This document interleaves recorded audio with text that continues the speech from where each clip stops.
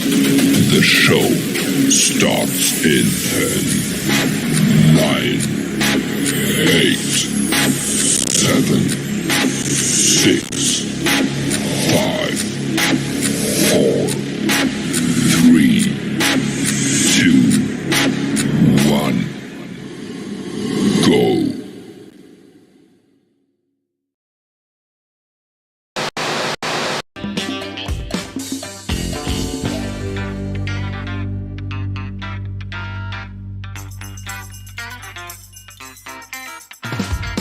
We live. We live.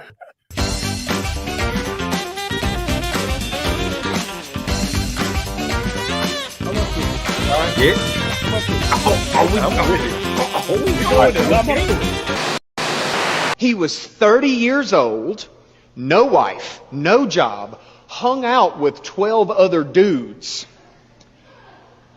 That's pretty queer. First off, what you're not gonna do is put no letters on my boy's name. We're not about to do that. My boy is not a part of your community. He is not. That's my Lord and Savior. You're not gonna disrespect him like that. First of all, the only reason your ass get to stand up there like that talking about he ain't had no job. His job was to save your little ugly ass. So you can stand up there and do the dumb shit that you doing right now. Talking about he ain't had no job. That was his job. Then to say that he was hanging with 12 niggas, he won't hanging with 12 niggas. It was 12 niggas following him. Why you think they was following him? Because he was that great of a nigga. And you talking about he just hanging with him. That's kind of gay. Hell no, man. Don't put no letters on my boy. And I know he won't gay. You remember that time the little shot was throwing that thing around everywhere? And they brought her to Jesus like, look, we about to stone her. They was going to throw rocks at the bitch till she died because she wanted to get a little coochie away. That she probably shouldn't have gave away. Ain't no probably. She shouldn't have gave it away. But God said, hold on. Y'all ain't about to care because she hoeing. Like, who ain't hit on love hoes? If you don't love hoes, throw the first rock. And everybody realized, like, damn, we do love these hoes. And next thing you know, God said, all right, you need to chill. And Jesus was like, chill out, little mama. Don't throw that thing like that no more. But we ain't gonna chastise you for being a little hoe. A man that don't love hoes will never do that. Now, that's what I got from the message. But what you're not about to do is put no letters on my boy name because he don't even get down like that on my life. That's the show, Dada! The last 7 days have been totally insane, but we made it. Now buckle up and get ready for the most organic conversation on the internet with your hosts, the Force, the King, the Kamikaze, the Great and Terrible. Up to it, down to it. Pour a glass and talk some trash. Welcome to the show, and thank you for tuning in. We hope you have a good time tonight right along with us. Don't forget to like, subscribe, and tell a friend. Let's go up to it.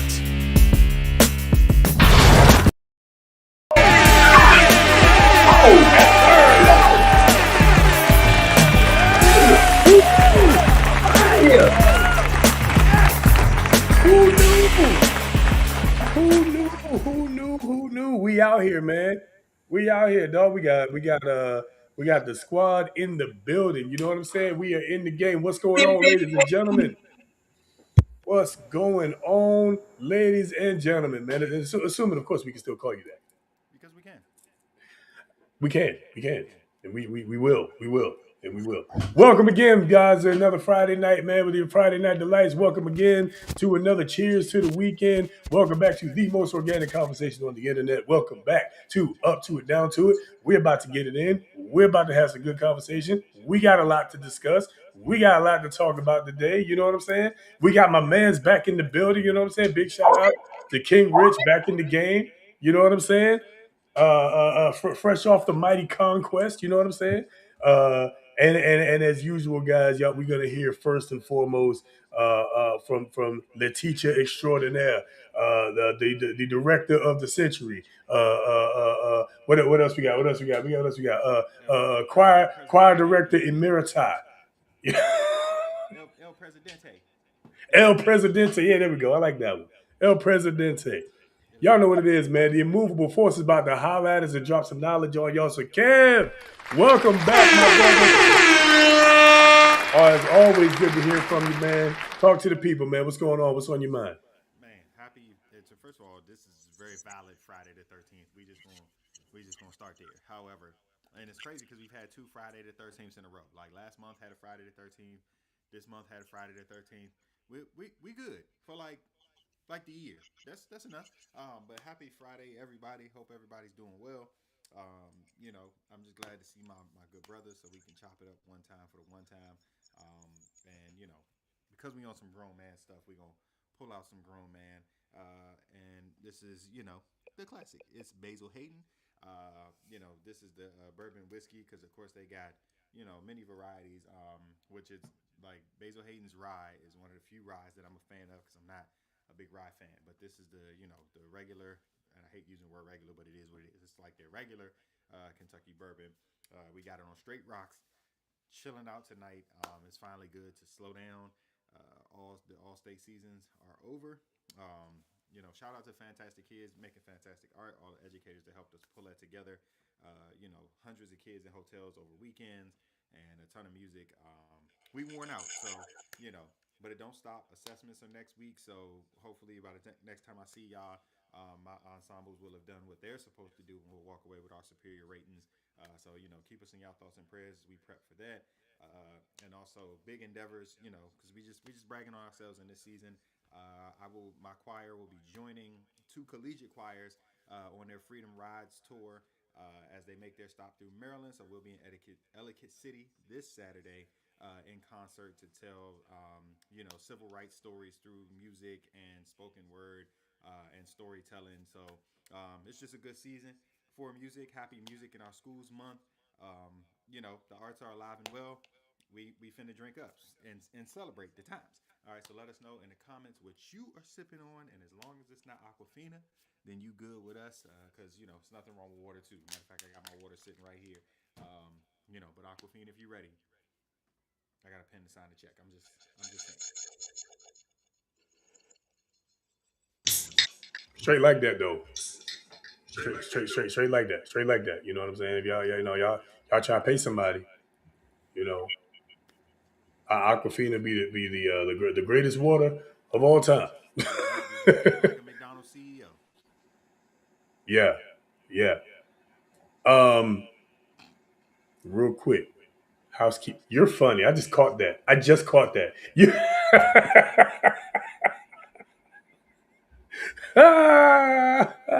Slow moment for me. I'm just gonna take Um, a little sip. Mm, oh boy. All right, cool. Let's get into this real quick. We got King Rich about to get back at us. Check y'all's real quick on the external mic. Check y'all volume. It might be up or down. Just double check it if there is an adjustment. I don't know. But just play around with that. That might help. But with all that being said, we about to listen to the King. The King is back in the building. You know what I'm saying? Like I said, major conquest time. So we about to hear from my boy King Rich. LB, what's good, my brother? Talk to us, man. Talk to the people. Welcome back. What's going on, man? It has been a busy couple of months. Holy cow. I think the last time I was on here was the first time that I was on here since moving into cribs. That's what's up, man. Yeah, it's been busy working and moving and birthday month, of course. Shout out to all the Pisces in the building. Shout out to Mark Duke, Pisces in the building. All our Pisces, man. I got a lot of Pisces friends. I got a lot of people that I know with birthdays in March. Happy birthday to y'all. If I haven't said happy birthday yet, charge it to my head and my heart because we was all love. Also, if you look into my background, I just want to point out two birthday gifts that I got for myself. And, this is probably gonna be my only gifts that I buy for myself for the year. I'm gonna try. I'm gonna try. Actually, there was one more that I was trying to get. It was one more. Phone Closets Stranger Things. Now, let me just dive into this real quick because I wasn't even a Stranger Things fan. Okay. However, these Stranger Things phone pods coming out. I said, huh, these bad boys are tough. They tough. I need to get them. I need to get them. I said, hold on. I can't get these unless I binge watch the show. Lo and behold, it's 5 seasons. Guess who binge watched all 5 seasons from the time? Let me see. I guess it was like a week after I moved in. From that time to before the week before the shoes came out. Actually, the week of the shoes coming out. This guy, all 5 seasons. I became a fan your thing, and I watched all 5 seasons. Man, the show is legit. The shoes legit. The phone investment, man. I gotta get. I didn't get when they came out. But I'm hoping to make some magic happen and still get a pay. I'm not gonna pay that overprice, but I'm gonna figure it out and get me paid. That's gonna be my last. If I get those, I get another pay. Okay, but I got two grades behind me over here. And on this side, these are the whole actually the 2K4s, man. I wanted these so bad with day, and they finally brought them back out, and I had to give 'em. Actually, so I didn't even want these. However, I pushed the button. I'm like, if I get them for 'em. And I did the same thing on me because my eyes were moving back the phone pauses, and it just so happens that instead of the one I got two. So hey, I don't count it as a blessing. Um, yeah, I'm gonna do that. So, what am I drinking? Well, I was excited to hear you talk about the big lady. I got that back for myself. However, empty. Okay, it's too good. Too good. I got to read up on that. However, tonight, I'm not from Baltimore. However, when I got to Baltimore, I was introduced to this thing called a half and half, right? Half lemon iced, right? It's not in here though. Okay, mm. I call it the quadfecta because there is the purest of rum, uh, tequila, vodka, more rum, more tequila, more vodka, more rum, more tequila, and more vodka, and then throw a splash of Everclear in there with some ginger ale. And this thing is amazing. Okay, I don't know what I'm doing. I got a lot of catching up because I haven't been on the show. Right now, like I said, it's been busy. It's been crazy this week. Actually, the last couple months, this work was really a great week at work. However, today, right today, I was introduced to a new book. And it's a book of 2,000 questions to ask yourself, and it's about getting to know yourself better. And you have to answer these 2,000 questions honestly. And it's you right. It's not you in the past, it's not you in the future. It's your current situation. Answer these 2,000 questions, right? And so, listen, one of the questions that stuck out to me was um, one of the questions that stuck out to me was, do you? Oh, so you've heard of the grass is greener on the other side, that whole phrase and whatnot, right? But this question says, do you think the grass is greener on the other side, or were you watering? I said, ooh, were you watering? Ooh, do you think the grass is greener on the other side, or were you watering? So sometimes I think, it made me think like, dang, sometimes, we neglect to water our grass where we're at, and it got me thinking of, nurturing ourselves and the things that we do to take care of ourselves, or even take control of our situations. What situation are you going to take control of it? Um, because you get into a situation where you think the grass is greener on the other side, and you get over there, and guess what? It's the same grass, if not worse. Okay. So what are your grass? I'm trying to say. What are your grass? All right. That's all I got, man. It's been a while. I can continue talking. And that's a surprise to me because I don't really like talking, but we got us a show, so I'm definitely gonna be talking. We gonna get into it. I just saw like itinerary. I haven't seen any of the videos, so I am definitely interested in this. You gonna get it raw. You can get it all the way live. So tell a friend it's the time because we're about to get into it, and we only 15 minutes in, if that. So we're about to get in. Let's go. Cheers to the freaking weekend, man. Love to hear that praise report. And y'all ain't know we was going to church this early on a Friday night neither. You know what I'm saying? Y'all, I know y'all didn't know. I know y'all didn't know. You know what I'm saying? I know y'all didn't. Kev, your volume is perfect right now. I don't know what you done. That was better. Yes. I don't know what you Christ. did, but that's perfect. Oh, okay. I don't know what you done, but do it again. No. That's what she said. Yeah, that's what she said. That's what she said. What did you do to me? Do it again. No, just my life. Okay. All right. Anyway. Uh,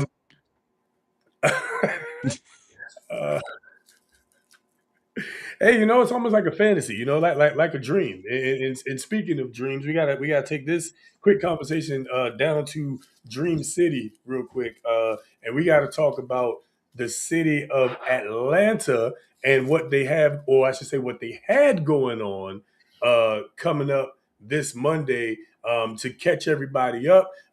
Basically, the NBA and the Atlanta Hawks were going to have a Magic City Monday, which to be honest with you, is just hilarious to me. If you know, you know. King of Diamond Sunday, Magic City Magic Monday. City Monday. If you know, you know. I was just referencing the song. That's all. I don't anything else. If you know, you know. But anyway, so the NBA was talking about hosting Magic City Monday at the Atlanta Hawks Arena. That is until the NBA stepped in and said, "Nah, there'll be none of that." So with that, that's the kind of general backdrop. Let's take a look at what happened here.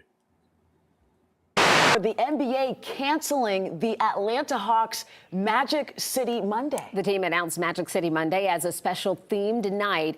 And this is a look at that flyer. It was planned for next Monday night, March 16th. The Hawks describing the event as a collaboration to celebrate the city's iconic cultural institution. But it has drawn its share of controversy both here in Atlanta and beyond, since Magic City is a strip club. To use Magic City to celebrate, and strippers weren't even going to be dancing during the this celebration game thing that they were doing, but officially the NBA just came in and they canceled the event indefinitely. Oh, it's Magic City night, so they have Magic City merchandise. They got T.I. performing. There was supposed to be music, food, merch, at the culture, venue, at the arena. At the arena, because Yes. what people may not realize is one of the owners of the Hawks, she was also one of the producers on the Magic City documentary. So it would make sense for her to want to do Magic City night. Right. And why wouldn't you want to celebrate a cultural institution like Magic City? When you think of brands in Atlanta, there's 5 that come to mind immediately for me: Coca-Cola, the Hawks, the Falcons, the Braves, and Magic City. Jamie Coca-Cola, the Braves, the Falcons, the Hawks, Magic City.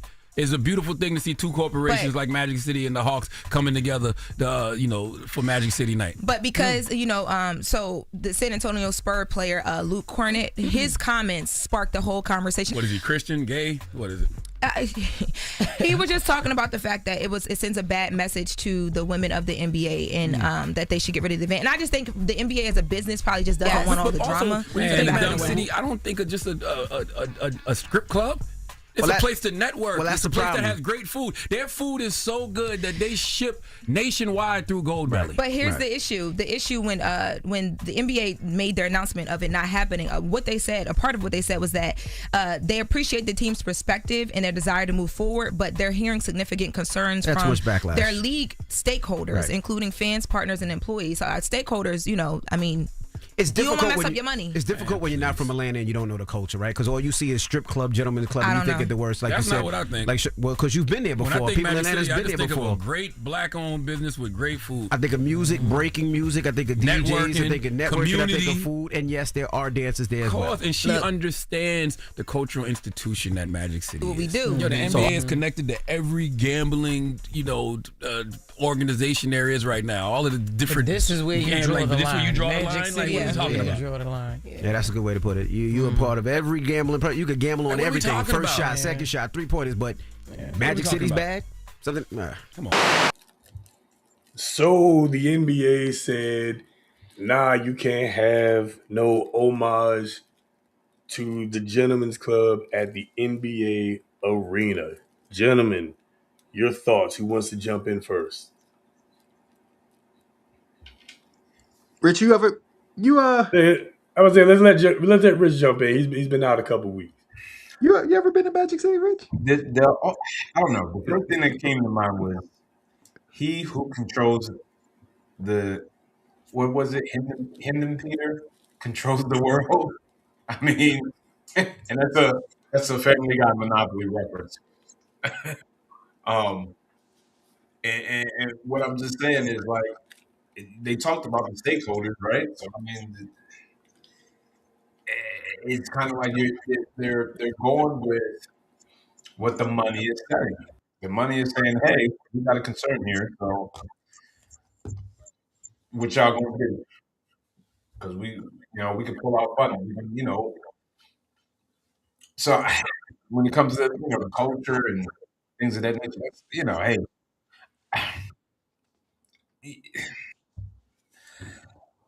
I am not a frequent.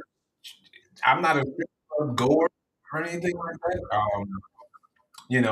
Actually, I only heard about the whole tie-in. I was like, that's a way of Magic City piggybacking and making some money off of that. Um, I don't know. I'm not a holier than thou. Not considered saying, "Oh, shame for them doing the Magic City Monday and promoting the club," which I don't think they were doing, but it's one of those, it's one of those. I think you did there, in my opinion. I don't think it's like celebrating the strip club itself. I don't, it's one of those. It seems like it's one of those. Oh, I don't like that team's name, so change it. I don't have anything to do with that. Who it really affects? So Yeah, and I feel like it's crazy because the people who like said we're seeing significant backlash, you would think would be very well versed in the way that they advertised it. And it was not advertised as a Magic City promotion. It was just called Magic City Mondays. That had pre-sales for like clothing and merchandise, which I'll say was more Atlanta than it was Magic City. You know what I'm saying? It was more Georgia than it was Magic City. Like, the like Georgia Peach was prominent on a lot of the merchandise, you know what I'm saying? Sweet logos. Like it had a very urban feel to it, but it was more Atlanta, more Georgia than it was Magic City. They were just calling it Magic City Monday. It rolls off the tongue. It's not like they was going to have chicks hitting the pole for the halftime show. Like what, you know, let it happen one time. After you heard them say, "Hey, this is the route that we're going. We've already pre-sold this amount of merchandise. We done sold this amount of tickets. You can see the money is coming in off the promotion." Let it happen one time. If something takes place out of pocket, all right, cool. We'll never do this again. And again, it's a Monday night. The NBA, we not even in the playoffs. Like it's a topic of conversation right now, and then it's going to be out the window for the next thing that comes along. I think they could have ran this one time, just saw what happened, and gone from there. So I guess I'm still missing how this puts the WNBA in a bad light. I'm still missing. Did I hear that? I thought Yeah, I heard I don't, I say don't, I don't something know what about happened. You just got it a puts whole the bunch of WNBA feedback in a on bad your light. side there, bro. Yeah, that went to the moon. Yeah, that was we was squeaking and everything. It was crazy. While he's getting that together, I want to jump in on something you said, Kev. Let it go, and if something bad happens, then okay, we'll see. I would make the argument, especially when you're dealing with this type of money and stakeholders and stuff like that. When something goes wrong, it's already too late. You know what I'm saying?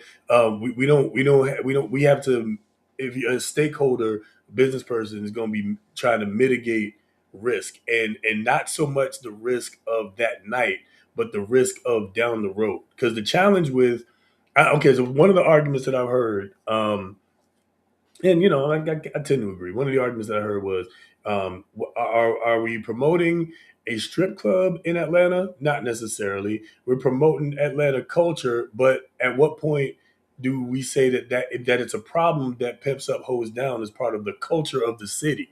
And again, if you have a team or an NBA franchise in a league that's supposed to be family friendly, in a league that, frankly speaking, has been bleeding out a lot of the families. They've been bleeding a lot of the viewership. They've been bleeding a lot of the fan support already. I think a lot of the stakeholders probably looked at that and said, well, let's not add promotion of a strip club, of a well-known strip club. It's a great strip. Listen, it is a great restaurant. It's got great food. It's got great ambiance. There's a lot of great people there. You see all kind of stuff. You can network. You see all kind of people. There's all kind of stuff going there. But also, we know Magic City is a strip club. Like, let's call it what it is. It is a strip club, right? You can dress it up with all that other fancy shit all you want, but it's a strip club. You know what I'm saying? So the question is, does the NBA want to be involved in the promotion of a gentleman's club in a building or in an arena or at an event that is supposed to be family friendly? And I, as a stakeholder, probably not that's probably not the best risk. To your point about them not making the playoffs, viewership is already going down. The fan support is already dwindling. It's one thing to get a guy and his boy. It's another thing to get the guy, the wife, and his kids. You know what I'm saying? The NBA is already kind of experiencing that bleed. So I think they just did they decided to play it safe, since they're already in the middle of taking the L. That's my Yeah, thought. no, I'm with you. I guess, and so this is not me not understanding what you're saying. Wholeheartedly understanding. I guess I'm literally looking at Atlanta as a NBA city. Most of the people who are in Atlanta are transplants. Like, people come to Atlanta from all other walks to live. So like, Atlanta as a basketball team doesn't have a real true homegrown fan base. So y'all got to do something.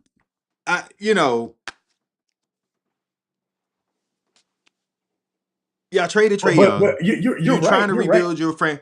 Like, y'all don't have nobody to put butts in seats. The person who put the butts in seats, y'all just That's the sent to fault of the Washington.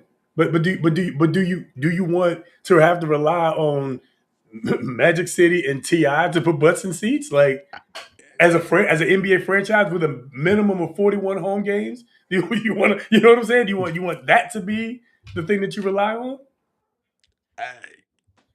Mike, check 1 2. Can you hear me? Yeah. That's better. Much better. Much So better. let's just call it what it is.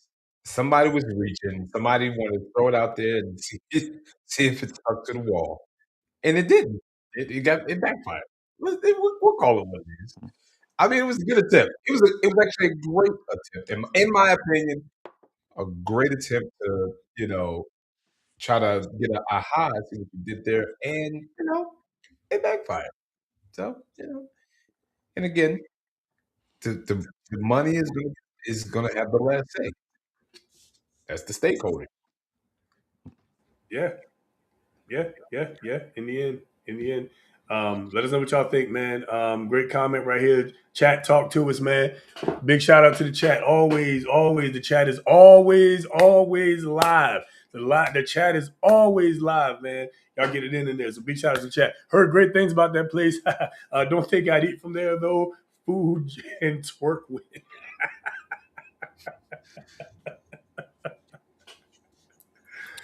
Hey man, this is it's high quality twerk win. I guess it depends on what you eat. Never mind. It's high quality fish. All right. Jeez. But yeah, I'd at least say it is high quality twerk win. Let's go. Let's. I thought it was Georgia peach. Not Georgia seafood.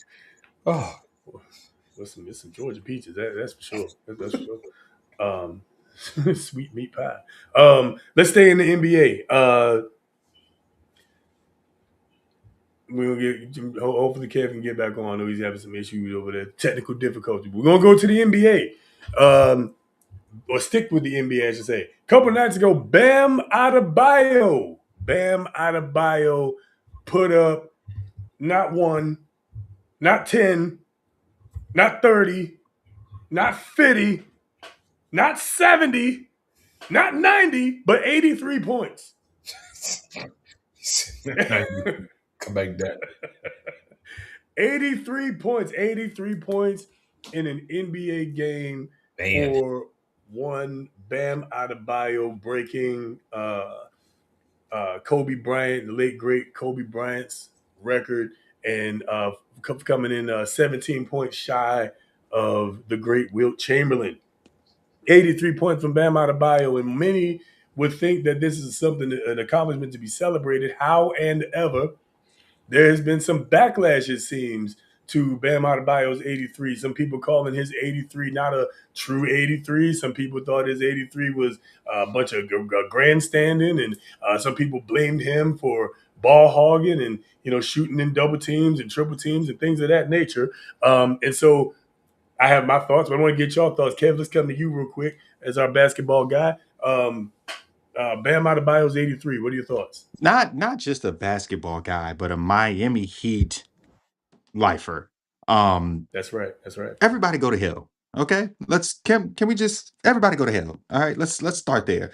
Um, I've never seen somebody be close to something and be like, you know what? I don't want it. Go to hell. Like that's all I got. If you want to blame people, let's start in DC. Blame the Wizards. They were terrible. Okay. If first of all, Bam should have had 100. Let's begin with that. People should count their blessings that he went 7 of 22 from 3. Because if he'd have made 4 or 5 more 3-pointers, he'd have had a 100-point game. Can we shut up? He had a 12-point second quarter. Y'all lucky he chilled out because he could have had 60 in the first half. Shut up. Certain teams will sit players, rest players towards the end of a season to hope to fall into a seeding so that they can face a matchup. Y'all don't say nothing. Shut up. I done seen running backs, their teams have clinched the playoffs and they should be resting, but they're close to a certain pay or a certain record or whatever. So they'll still attempt to go for the record. And when Saquon didn't, we was like, hey, bro, like you should have went for it. I understand. The greater goal is the Super Bowl, blah, blah, blah, blah. But why not have that record and a Super Bowl? And then you will always live with the, well, what if I had, so forget the fear of missing out. That man was that close. Go get it. And if y'all don't want him to have it, stop him. Y'all tried, but y'all were fouling with the double and triple teams. That's y'all fault, not his fault. And there was a video that came out where he was even telling his teammates, don't foul, because they were trying to. He was like, don't foul, don't foul. We just gonna play it out.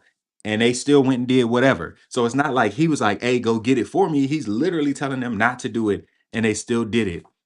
Spo didn't take him out. I'm also not mad at that. We get mad when players steal a ball and go get a basket at the end of the game. Well, is the clock at 0? Stop me. If you don't want me to score, then stop me. If you don't want me to score a touchdown, stop me. The rules of the game are to play until the clock hits 0. Everybody go to hell. Shout out to Bam Adebayo. Wilt, Bam, Kobe. LB. Ditto, because some people might hate me for this, but I don't know who the damn guy is.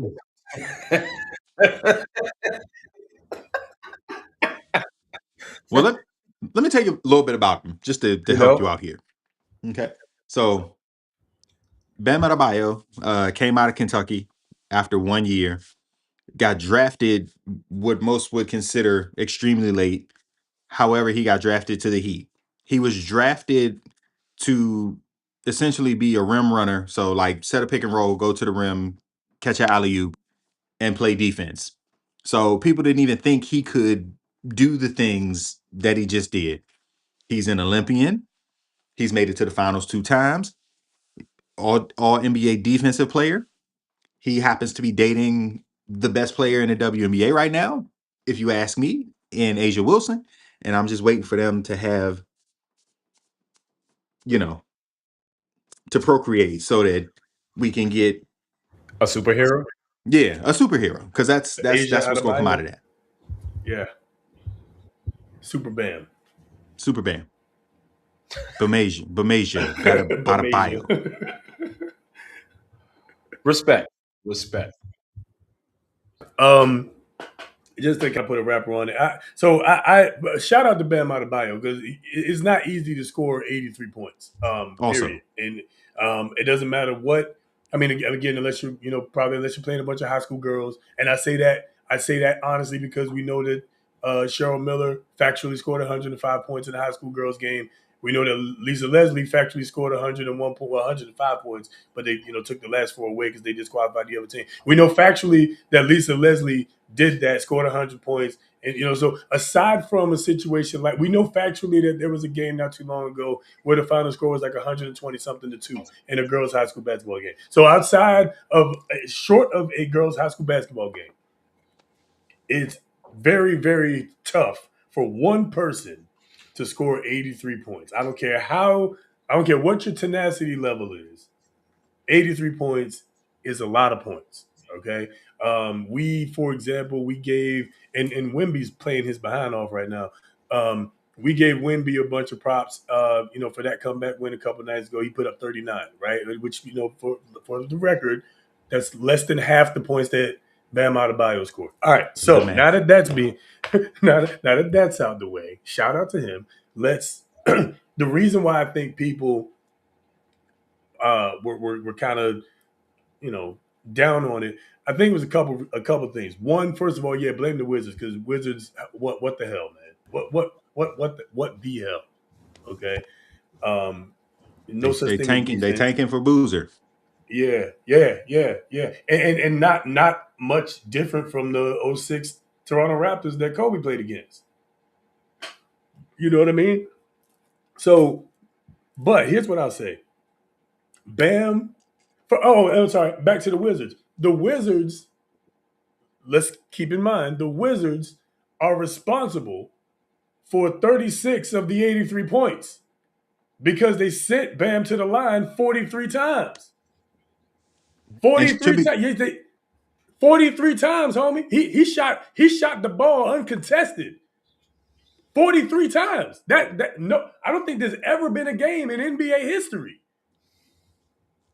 where anybody has shot 43 free throws. I think the record is really like 39. I think straight up, the record is like 39, I think. Maybe Shaq had 40. But you got cats like Shaq and DeAndre Jordan and people like that are, we know about them, Dwight Howard, shooting 30 or 43 because it was a hack-a-Shaq thing. We were putting them on the line because we knew they couldn't make their free throws. You put Shaq on the line 40 times, he ain't going to make but 16, 17 of them. You know what I'm saying? But Bam Adebayo, y'all put him on the line 43 times. He made 36 of 43 from the foul line. If you don't do nothing else, he put up otherworldly numbers from the foul line. So this is on the Wizards, first of all.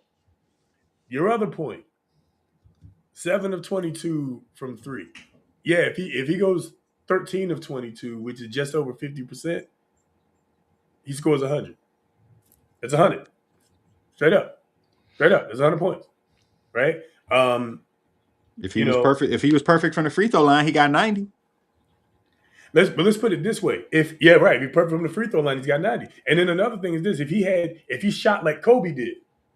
So Kobe, when he put up 81, Kobe shot 60%. He made 60% of his field goals. He made 53%, like I said, just over 53% of his threes, and 90% of his free throws. So Bam, if he does 53% from 3 and he does 60% from the field because he only shot 46%, he does 60% from the field and 90% from free throw, he's well over 100 points. This is on the Wizards. The fault of this is on the Wizards. It's on the coach. It's on the players. It's on everybody. I don't know who you blame. Jordan Poole. Who I don't know. Is he even there anymore? Who else? No, he's in New Orleans. He going. No, Trae Young. They just said. Was Trae Young? They just said. Was it Trae? He's Young? injured. Oh well. Maybe that's why. Well, Trae Young don't play defense no way. So I don't know, man. Like, I blame the Wizards first of all. But I think people were just talking about how bad it was, and it looked bad and it looked boring. But that's because the Wizards played like trash. And again, like you said, if I'm that close to history, yeah, I'm gonna try. Yeah, I'm gonna try. And the coach don't sit me down, and they don't and they don't start double teaming me till I got 70. Yeah, I'm gonna try to hit 100. This is Yeah, on I'm the gonna try wizard. to get as many points as I can. No doubt. No doubt. We No doubt. No adult, doubt. it's no mercy. Yeah. Straight up. Straight up. I'll leave that there for right now for the sake of moving on. It's like I think we got a few other things that are gonna come up here. So let us go to let's do a viewer submission. Those are always fun. Let's do a viewer submission. This one is this one may or may not lead to some GNT. You know what I mean? We'll see. We'll see. But this week's viewer submission, let's go up to it. Hey, baby. What's up, mama? As an amazing husband, phenomenal father, successful businessman, I got a question for you.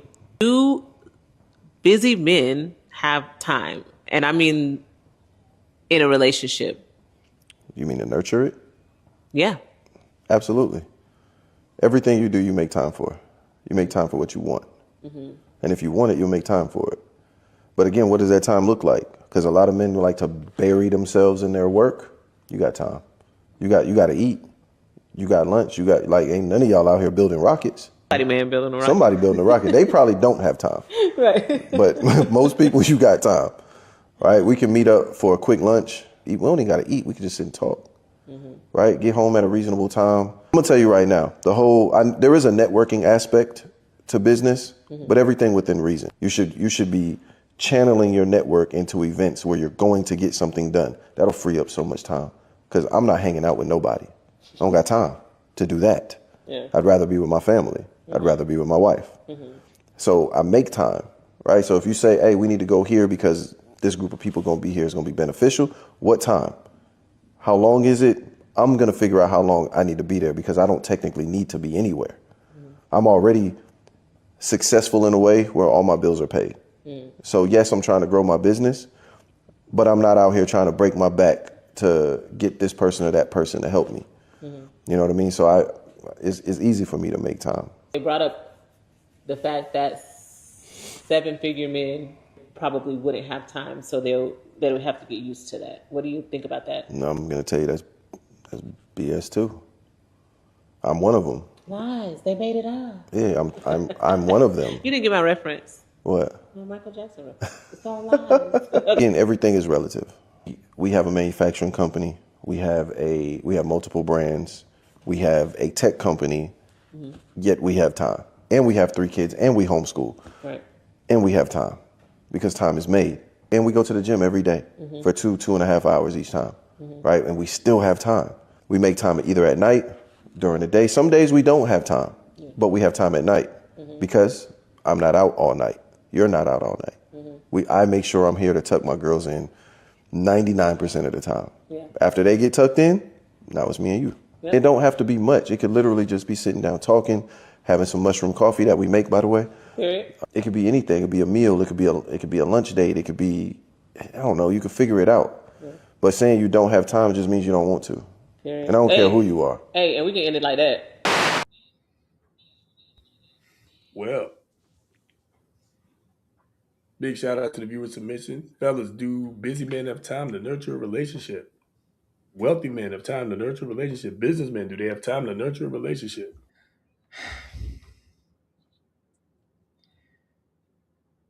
Define time. Define nurture a relationship. Define busy. I'll say this. He made it seem simple, easy. However, there are moments in which you have to get to a certain point where you have to sacrifice certain things, and it's not a forever thing. And it also depends on the partnership that you have. Because one of the things that he said was, "We homeschool." I was like, "Oh, we homeschool." Now, as a partnership and an agreement, okay, yeah, we we homeschool. Not my wife homeschools the kids, but we homeschool. Or what is that? Define homeschool, because that just means the kids are learning at home. So you could in fact be working your business, and your wife could actually be participating and working your business, and you have the money to afford a teacher that comes to your home and teaches your kids. So I define that. I don't even know what that looks like. I'm not going to sit here and assume, but it's different for different folks, in my opinion, right? Um, if you're trying to get to that mark, what does that look like? You know? Now, I agree with the making time. Like, you have to eat at some point, but then again, some people are eating while they work, or some people skip eating. But I do agree that you make time. You do make time for the things that you want. I do agree there. I 100% agree with you. Make time for the things that you want. So yes, you have to figure it out, and you calculate those things in, where you're going to make sure that you are home by this time to do this routine with your kids, and then after your kids, and you've committed to having this time with your wife or your spouse.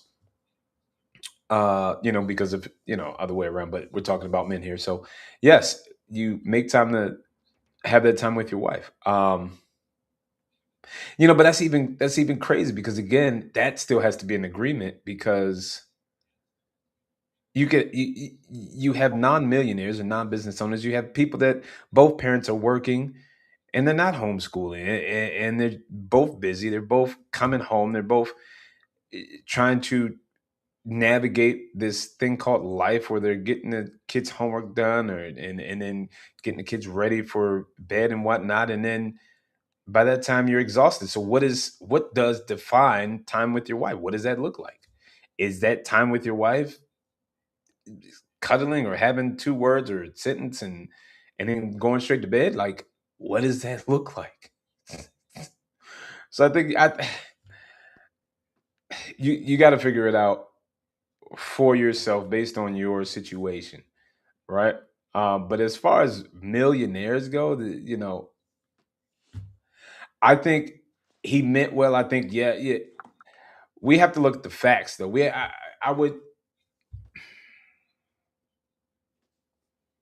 I would love to hear from those men that are making, the millions of dollars, right? Those, I would like to hear their story, right? I would like to hear their experience, and then the ones that aren't, millions of dollars, the ones that are just busy, right? Like, some guys are working two jobs to provide for their family. That's the choice that they're making. But even still, they make certain time. Maybe it's not enough time. Maybe it is enough time. Again, I think that's. I think time is an illusion. It's just based on the person's definition you know, of how much time is enough. What is time to you?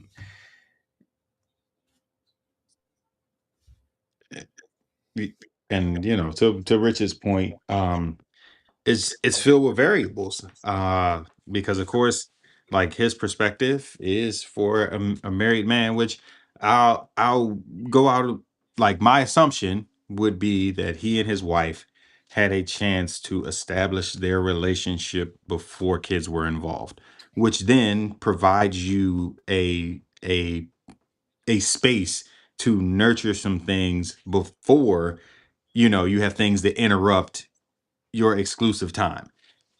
When you come in with a different set of circumstances, it don't look the same. I have a child. Rich said 2 jobs. I have 4. So, like, you know, and one of those jobs where I'm supposed to eat, it's a 30-minute teacher lunch. By the time I clear a classroom, kids got questions, whatever. I'm down to 20 minutes. Then somebody comes in with a need. I got 15. I like the reel I posted today. At the end of the reel, I'm holding a spoon listening to my choir because I told a student, "Hey, can you heat my lunch up?" They heated it up. I got to eat 2 spoonfuls while I was trying to teach, and that was lunch. While I was teaching, like I didn't get to eat during my lunch because I had to do stuff for other kids. So like, you know, then you're talking about a person who understands what comes with the territory because, like you said, time is, it is what it is.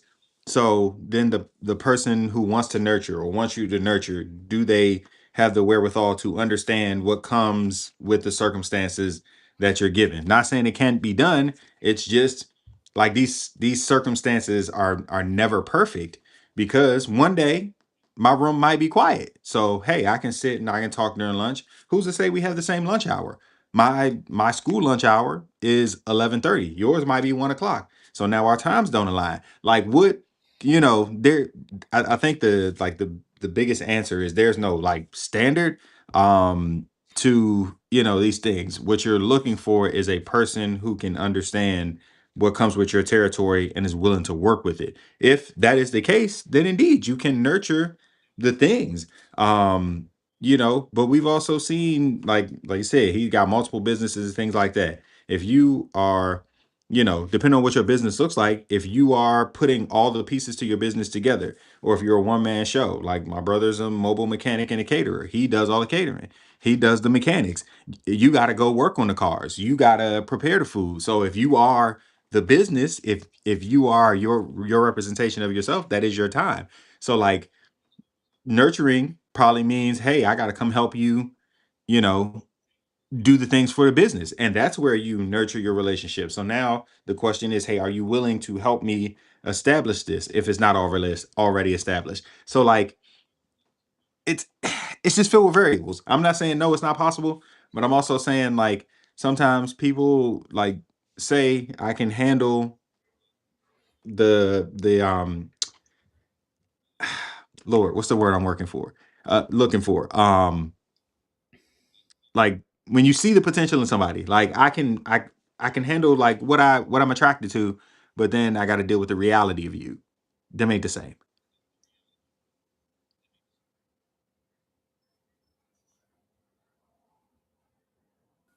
Word, word, word. I hear y'all 100%. Uh, so in listening to that video, what jumped out to me first was that you make time for the things that you want. So the question of whether or not a billionaire, a millionaire, a business owner, an entrepreneur, a solopreneur, two job working cat, one job working cat, an influencer, a social media person, whatever, right?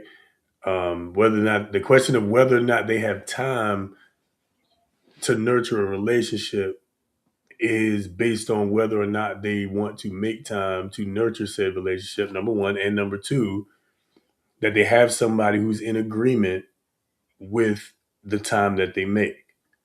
So, for example, I use myself.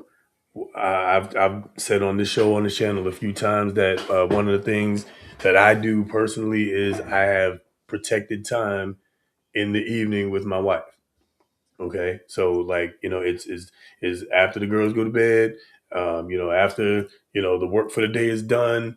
We ain't gonna do nothing but try to that wind down space, hour and a half, whatever. You're gonna wind down and doom scroll and watch BS on the TV. You know what I'm saying? That time is that is my time protected daily as much as humanly possible with my wife.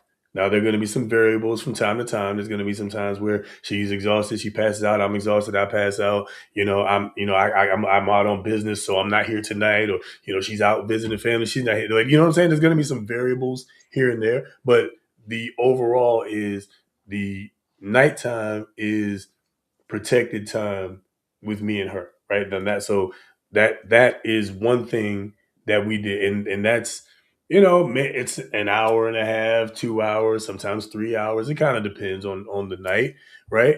But whatever it is, it's that we are intentional about that time is our time, and whether that time is spent, debriefing and talking about our day, whether it's spent complaining about the kids, complaining about the bills, smoking a blunt, keeping it real, watching the movie, whatever it is, like that's our time. And so I think, to your question, Rich, like, what does spending time with the wife look like? I think I would argue it depends, obviously, on you and her.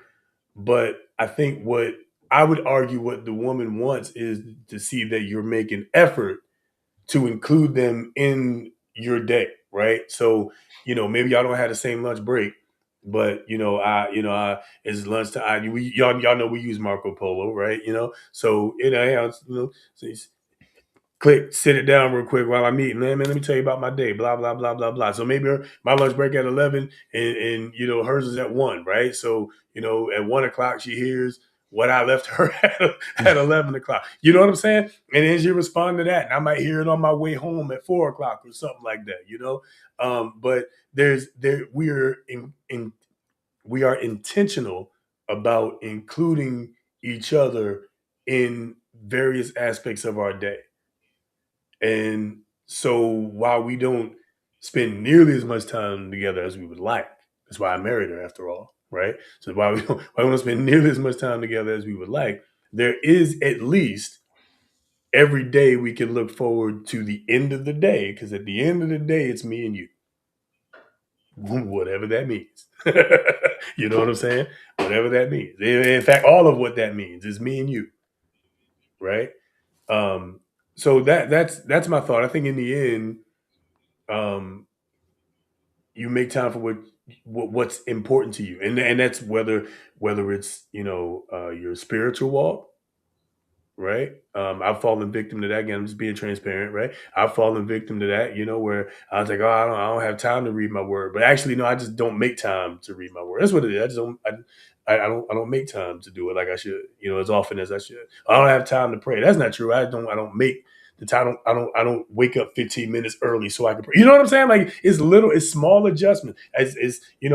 I don't spend enough time. I don't spend enough time with my wife. Well, I could maybe I could get up early. She could get up earlier. We could get up earlier. We could stretch together. We could work out together. We could do something together. We could read the word together. You know what I'm saying? Like, there's a myriad of things that we could do to still have some time to connect. And I think in the end, in your relationship, you have to make time to be able to connect with each other, no matter what. Because otherwise, we could argue that the relationship is less important to one party than it is to the other. One could make that argument. I'm not saying it's the truth. I'm just saying one could make that argument because the intentional time isn't being made, right? Or at least it's perceived as the intentional time isn't being made. And with your wife, you're talking to the fellas, we're talking about husbands, right? With your wife, it is very important that she sees that you are making an effort to include her, I think. Sometimes effort isn't enough. But that's why it's important to choose wisely. Um, also, Also, I got, also. do busy men have time to nurture a relationship? Yes. I got 5 minutes. You good with that? So, hey, on the other end, you got to be good with the time that is allotted. If not, hey, y'all got some working out to do. Yeah. Again, time. Do men have time? It doesn't say do men have 5 minutes of time, 10 minutes of time, 20 minutes, an hour a day. Keeps the whores away. Listen. Again, this is an agreement that y'all. These are things that y'all got to talk about. Do busy men have time to nurture a relationship? The short answer is yes, absolutely. It's if he wants to make time, like we've all said, and I'm just reiterating. Yeah, yeah, and is that time made acceptable to your back to your point, LB? Yeah. Is that time made acceptable? You know, if the busy wealthy person is a CEO of an international company, and the reason why they're busy is because they're always traveling, and they're only home for 2 weeks every couple of months. Are you okay with that? Some won't be okay with that, and that's fine. Then just don't get caught up in that. You know what I'm saying? Yeah. That's fine. If that's not what you want, then that's not what you want. But if but if you're okay with that, then that's what it is. If it's just the weekend, if it's Monday through Friday, it's just crazy. But Saturday, Sunday, okay, Sunday, it's all you because I'm gonna probably pass out on Saturday. But if that's what the agreement is, and she's good with that, y'all are good with that, then cool. So I do think that there has to be some understanding, but I would argue that a lot of women who ask that question about busy men and not making time and not having time, it's because they don't see the effort in making the time on purpose. I think that's just, again, that's my opinion. Y'all let me know what y'all think in the comments, of course. But that's what I think. They don't see the intentional effort a lot of times being made. Some of them are just 2-bit pieces of trash, and no matter what you do, it'll never be enough, right? So from them also flee, but but for the sensible ones, y'all just got to. Yeah, it is about coming to an agreement. Marriage is an agreement. You know what I mean? It is an agreement. So y'all have to be in agreement to move forward down that path. And that starts before you get married, obviously. So anyway. Yeah. And to the fellas out there, yes. My LB is absolutely right. We got to do a better job at making the effort. We got to start there, at effort. Like you gotta you know you gotta start somewhere. Start at effort. Start at just trying, and then you know do better and get better along the way. And but you got to have a starting point. Just make an effort, and then communicate. All right, uh, I've committed this time. I fell short, but what can we work out? Can you meet me halfway? Can we do lunch together? Can we do you, maybe I can switch my schedule around, and maybe spending time with you is me getting home early to help you with what you have to do, and therefore we are killing two birds with one stone. Some people don't like that phrase, but that is my go-to, man. But that is another way, right? So, Peter. Yeah, man. Yeah, I fully support PETA. I'm a proud member of the People for the Eating of Tasty Animals. Yeah, yeah. I just wanted that to be very, very clear. I'm fully in support. That's my gang. Those are my guys right there. Yeah, we got some stuff in eating the of tasty comments. animals. Yeah. I want to get to this. You got to add to this question. All right, what about people that fill their lives up with being so busy as a defense mechanism to avoid relationships? Oh, that's a good one. We want to weigh in on that one. can you add to the question? What about people that fill their lives up with being so busy to a defense mechanism? I'm Go to just gonna therapy. shorthand my shorthand. Don't do it. We're too close. We almost there. I'm gonna say shorthand answer. That means that the relationship is not a priority for them, and from them also flee. If that's important to you, if you're not willing to wait for that, then all right. Well, then okay. Then go find somebody that has the time that you want to spend with them. It is what it is. Like some people do that, and those men need to go to therapy. Okay, I'm not. Y'all know. You've been watching. You know where we're about to go. I'm not. I ain't doing it yet, Kev. I ain't doing it yet, Kev. but but you need some.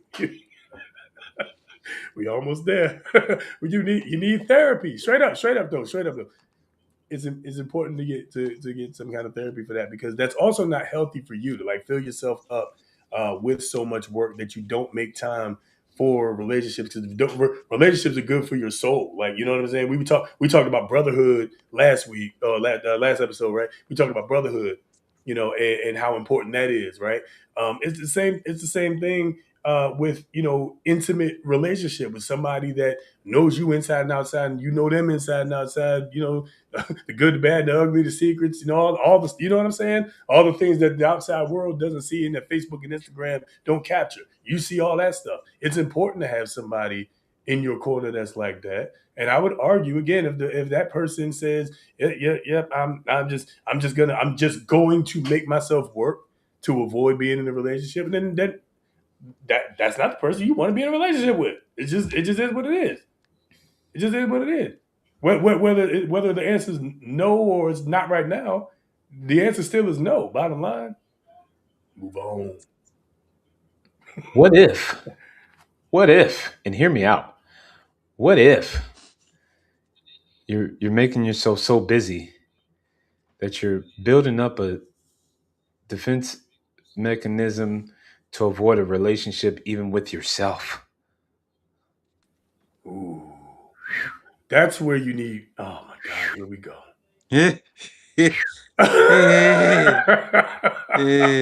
Oh no.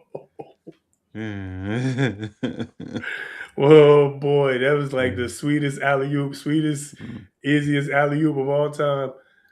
Are we gonna do it? Are we just gonna do it? We're gonna do it. I guess we're gonna do it. All right, I got my drink ready. Yeah, what it is that you need both God and therapy.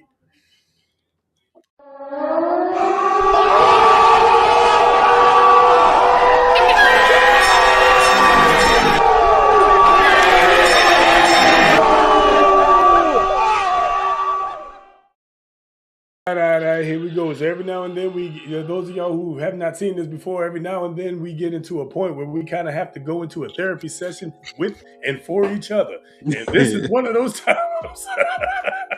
Oh, F word. Oh boy. I'm about to sit on the floor with y'all because I gotta plug up that and got the low battery low battery. We don't want to go out at this point. I'm gonna just take my communion beforehand. Hey, how about it? Yeah. Listen, I need to refill my glass. You understand what I'm saying? Mercy. Ladies and gentlemen, we've come to the part in our sermon where mercy. So Kev has actually, Kev, why don't you introduce the game and where these cards are coming from?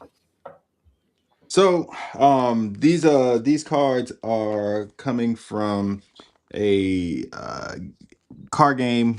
We'll call it a card game called Dating Connect, and came across this on Amazon. Dating Connect. Whoop, lost the deck there. All right, Dating Connect can assist you in different phases of dating, which they have 4 categories. So there's self-reflection, which is the first category. So you're supposed to go through that before you start dating. And then icebreakers is things that it's surface level stuff just to kind of get the ball rolling between you and a potential partner, and then exploration, and they finish it up with deeper connections, which deeper connections are essentially like the deal breaker questions, because you want to know, like, hey, like, is this gonna make or break us? So there are levels to it, all of which are this game was created by a licensed PhD and CRC, Dr. Tania Sharma. And it's been pretty cool. I'll say the place where I spent the most time is in the self-reflection, because you want to make sure that you have the right ideas before you like put yourself out there, and be aware. And there are some questions in there that you're like, I didn't even think about that for myself. And like, it's not something that I would have like readily considered as I started to date. So like it's some, it's almost like a playbook. You want to know, or like the setting those first few plays, having them scripted so that you can, set up your best presentation for the field. So that's the game. And I'll say, because I didn't expect us to hit this early, so I was like going through the questions, or like this one is a statement card. So it says timing is important in relationships, when to share and it lists feedback, information, feelings, etc. can be as important as what or how much to share. And then it says to discuss how this can be good for your relationship. Uh, so it's, I'll say for me, like it's a timing aspect. And like we're sharing, various perspectives for this situation. And I think timing does or can affect that greatly. Because of course, like it has a lot to do with timing. So, for people who establish relationships early on and grow together, like those people may not have been in their career fields yet. Like I said, with the man whose video we saw, you may have not had your family before your marriage, or you may not have had children before marriage, which all of those things can kind of pivot your life. Um, I know, for me, like one of my reasons for leaving the Baltimore area when I got out of grad school was so that I could like focus, because Baltimore had gotten to be toxic. It raised me, matured me, showed me a lot of things, but it had gotten to be toxic for me. So I wanted to get out of the area to just like be able to focus on the establishment of my career. So when that's the mindset, like that is your singular focus. Pivoting to where I am now, I'm in a presidential position for the state of Maryland. Music, you serve a church, you work for school, you're like doing the things to serve your community. So like that's a thing for me now. And like I said, raising a son, not being with his mother, like time is important always. So I even think about nights like tonight. Like he was back there, he fell asleep. So I didn't we usually cuddle every night. He didn't get that tonight, but he fell asleep. So I just gave him a kiss on the head, kept it pushing. There are some nights where he's supposed to go to bed 8:30 and he fights it till 11. So, it's imperfect circumstances. So I think timing does have a lot to do with a lot of these things. It's a few T's: timing, tact, and something else. When expressing yourself. So yeah, I'd like to hear what y'all think. I'm gonna read this one more time. So timing is important in relationships. When to share, all right, feedback, information, feelings, etc., can be as important as what or how much to share. Discuss how this can be good for your relationship. So, because I don't think that's directly talking about marriage, it sounds like it's starting from the beginning. Timing is important because if you're just starting out dating someone, you don't want to dump on them. Okay. You don't Giggity. want to just dump everything on them at one time. Remember, I was talking about this book of 2,000 questions about me, which again, it's got some excellent questions in there to learn about yourself, things of that nature. Um, and I got a colleague who actually introduced me to the book, who said that she was going to fill out that book and give it to the person that she's dating. Oh, that's wild. That's wild. Here you go, study it. Talk about Learn of me. bad timing. Okay, you go give it to what the first date, second date, third date, fifth date. Listen, wait, hold on, and then went on to say, "Yeah, it's like a blueprint. Now you don't have to ask me anything." I said, "That is thi- Insane. what." Insane. It's lazy. It's You're lazy. missing then you're missing all of the lived experiences. It's like, now you on a date with the person and you're like, and you get this book, this quote unquote cheat sheet, as she called it. And and it's like, hey, what's your favorite color? Well, never mind. Hold on. Got it. Flip, flip, flip, It's flip, flip. this. Or, what do you want it? What do you like to eat? And it's like, hold on, don't answer that. Well, Be right back. Got it. But like I told her, I said you should date it because what you write down now is not going to be like every single question is not going to be the exact same question in the future. But it's going to be good to look back at it. Like as long as you answer honestly in the now, it's going to be good to look back and see how you've grown or what's changed. But timing is everything. So when I look at that, um, in the things that you share, y- yes, you have to be mindful.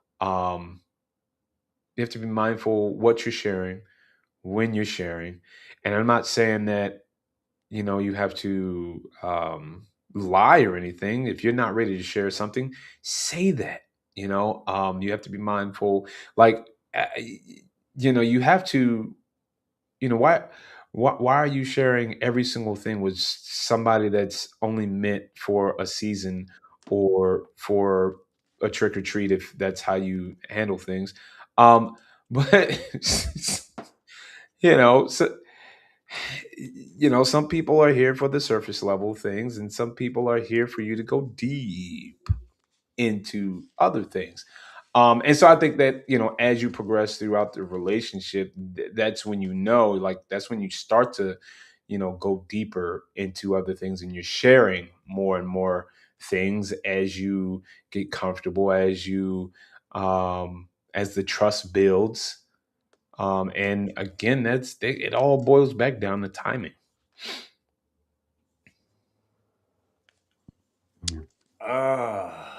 Um, first of all, we got a celebrity, a champion, and a mama. What up? Yeah, What yeah, up, yeah. Alicia? One of my favorite people out here. But yeah, she right. Sis tired of the small talk. Are you the one or not? You know what Said I'm I'm trying to get married saying? tomorrow. What's up? Let me hand you You know this what I'm cheat saying? sheet. Quote, What the girl so-called. say? I want my eggs cracked. How you like your eggs fried or fertilized? Listen. Um, obviously the theme is you make time for what you want. I'm gonna change that up to say you make time for what's important to you.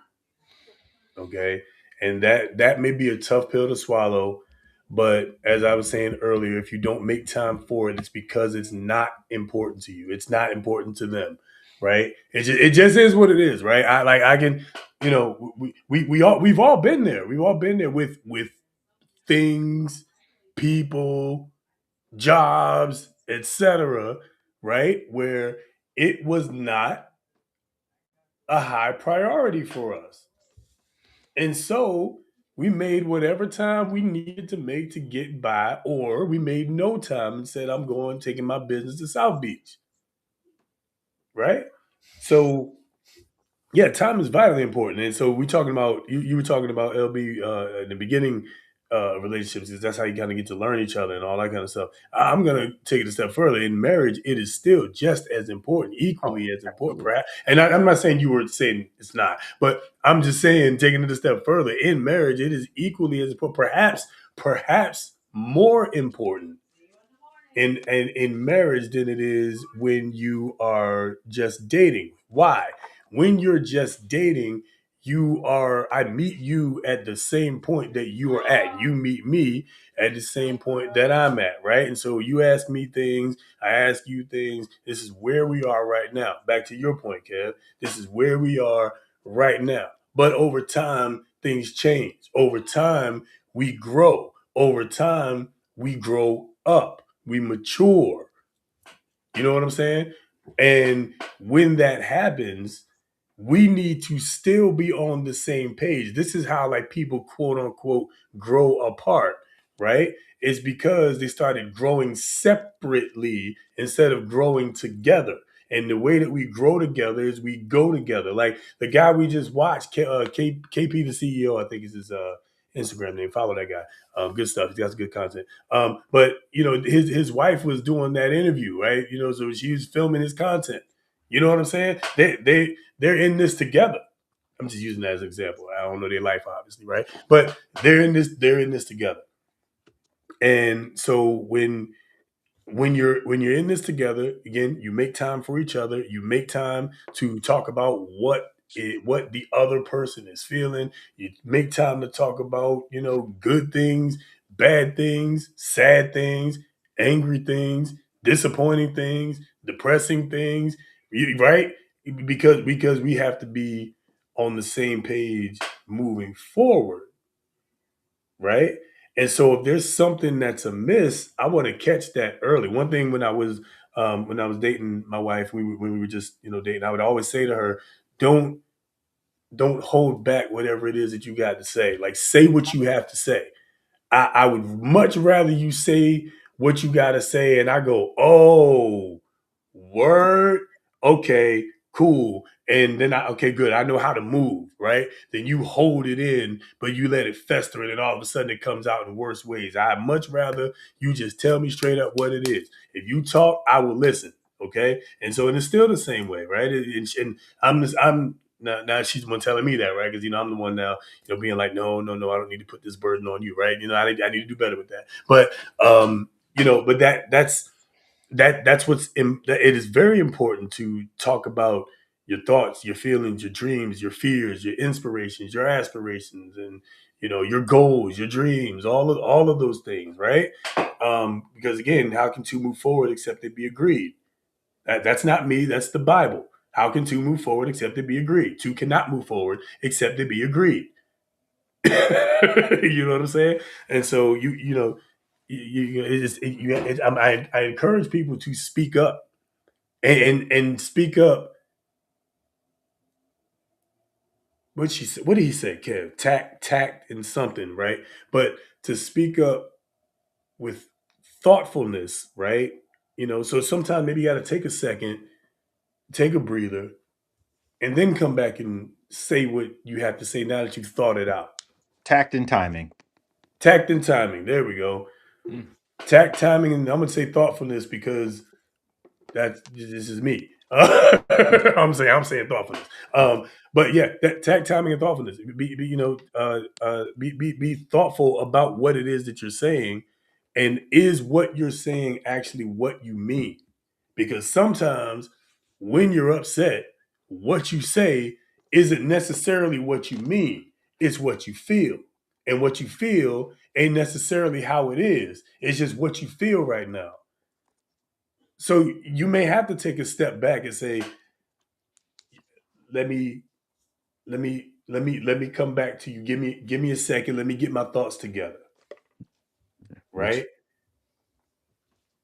Go ahead. Oh, I was just going to say, and that's why the right person is important because, sometimes when you are aware that like you don't have your thoughts together, your feelings together, whatever, you can say, hey, I need a moment to like gather my thoughts. And the person may not be receptive of that. Like, no, I want to talk right now. I want to, and that's where you end up, saying things that you don't mean or not, being clear on whatever it is you're trying to get out because the person didn't give you the space to gather your thoughts. And that is not a means to, duck the conversation altogether. So like, if you're asking for an extension, you know, then that should also have a timeline. Hey, can we talk about this later this evening? I just need a chance to get my thoughts together. Can, give me 30 minutes to calm down. I feel myself worked up. I know that whatever I say is not going to help this conversation we're trying to have. Let's come back to this in 30 minutes. Like, have a plan to revisit, as opposed to just being like, I don't want to talk about this right now. And then you know, never coming back to it. Yeah. That indefinite. I don't want to talk about this right now. We'll talk about it later. The indefinite pause. That's also not help. That's toxic. Actually, that's toxic and it's manipulative. Okay. Yeah. People that do that are likely narcissistic, and from them also flee. I feel like we got a lot of themes in this episode. I tell you what. Put a flea on a t-shirt. Put a flea on a t-shirt. From them also. But seriously, from them also flee. Like that that person is not healed. They need God and therapy. Straight up. And there's nothing wrong with that. First of all, we all need God. Everybody need God. We all need God. First of all. Okay. And for real, we probably all need therapy because we are sick people.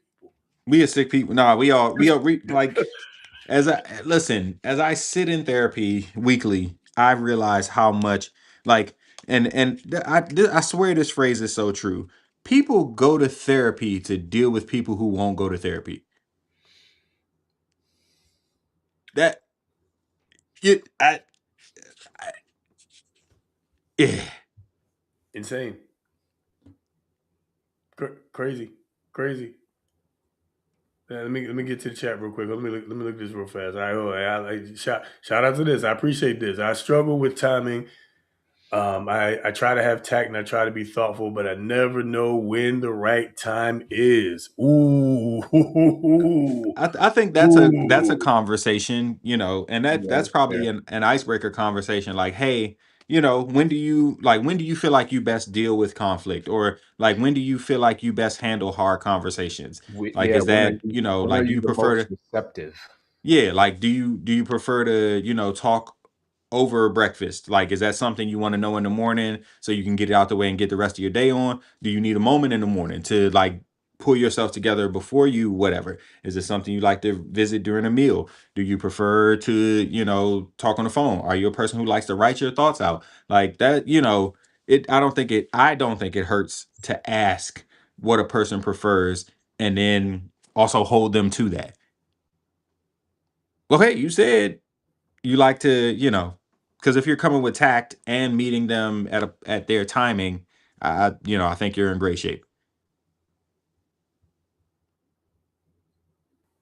Yeah, I agree. I think also it's important to have it's important that the person you're talking to is receptive to whatever, right? That's receptive to the conversation. Um, you know, I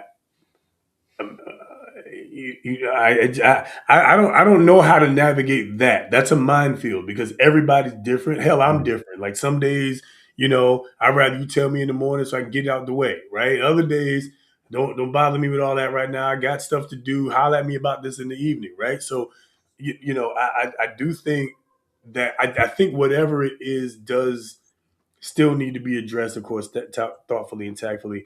Um, you know, um, you know, maybe it's a hey, we got to have a conversation. No big deal. I have to say this a lot, right? I have the disclaimer. Hey, we need to talk. No, it's not a big deal. Nobody's mad. It's not a problem. But I need to holler at you real quick, and I need like 30 minutes. Don't worry.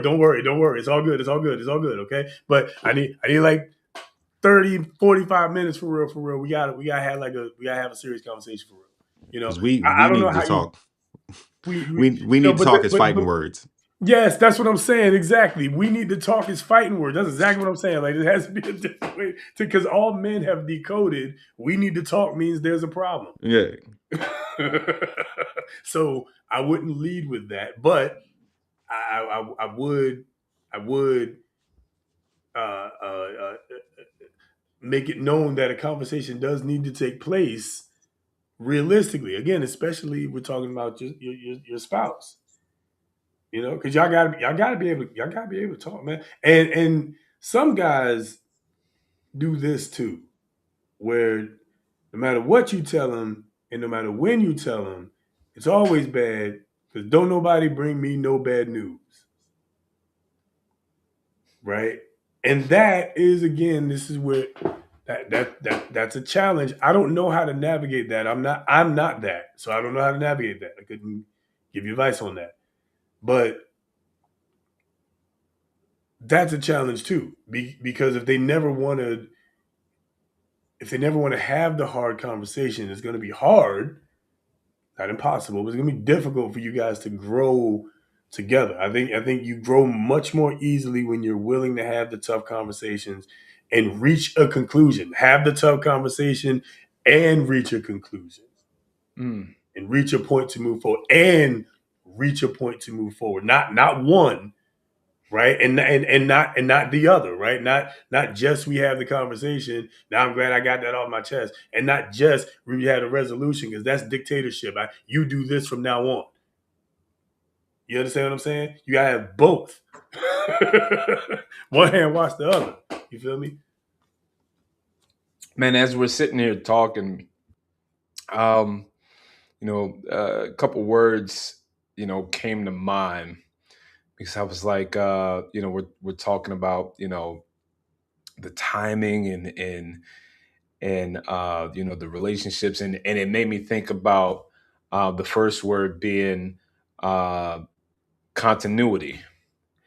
And like, businesses, good businesses that are a good business, and they stand the test of times, because you have some businesses that go out of business and you're like, what happened, right? They didn't have continuity. And I think that's pertinent in relationships, is continuity. Because the moment you stop, the moment you're not focused, the moment you are, you start to go down different paths, and you're not, checking in, you're not doing the things that continue the relationship. That's where you go, astray. That's when that's when, yes, you're going different directions. And then the other word is consistent, right? That consistency has to be there. You might not have all the answers, but you're consistently showing up, or you're consistently trying. I think it's just in that consistency, right?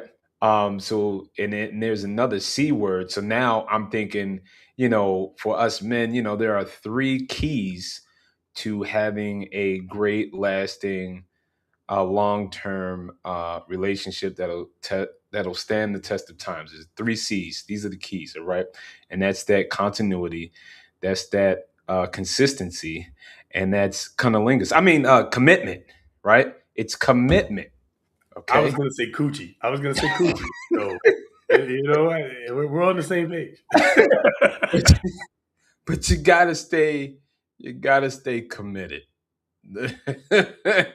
And those are the three C's. If you definitely throw in the fourth, but yes, that Five that's just now. the thought Cunnilingus and that came coochie are from. two different C's. It's five C's. those There's a three couple more ladies. C's you want to Read throw all in the C's.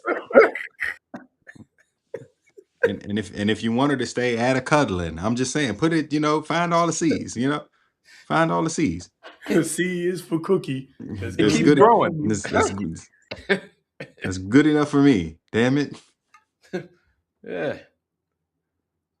Oh man. Oh, all right. We leaving. We're leaving the therapy session, because we have not even talked about what's on the dang thumbnail. So we gonna move.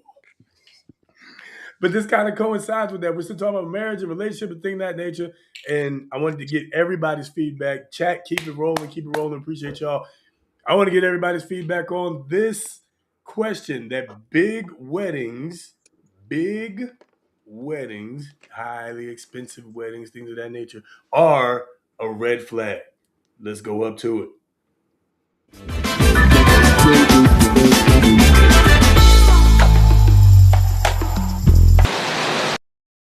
You predict someone's divorce by their wedding?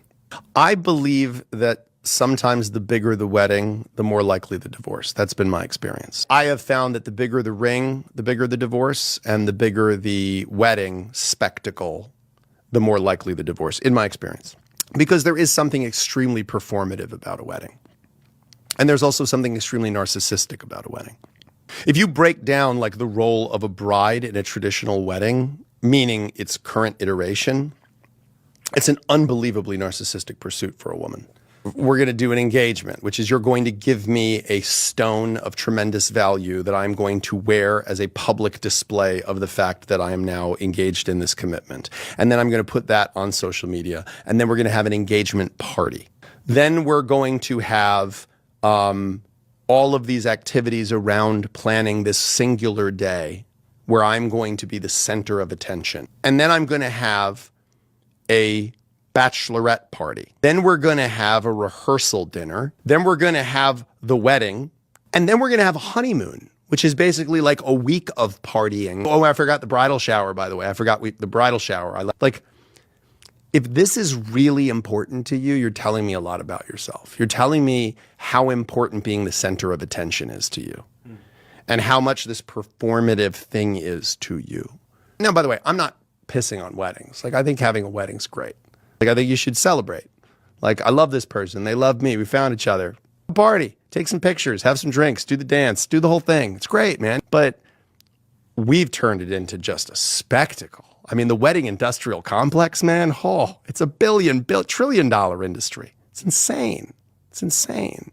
And again, catastrophically fails more than 50% of the time. There's actual research showing that higher wedding spending correlates with higher divorce rates, especially when couples go into debt to fund it.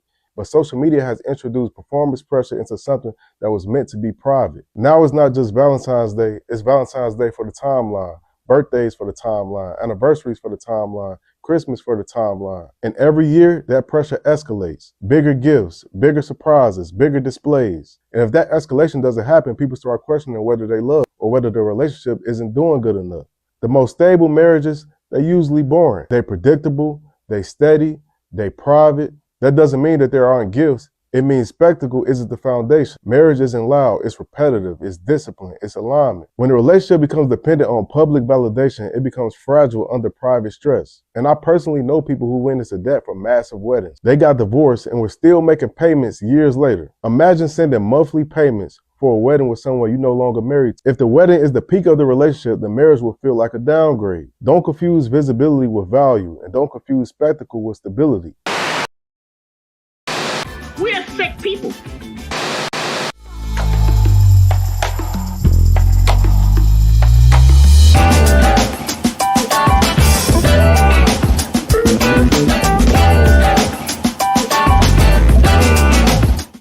We're working for the future, because working for the present, we ain't making no progress.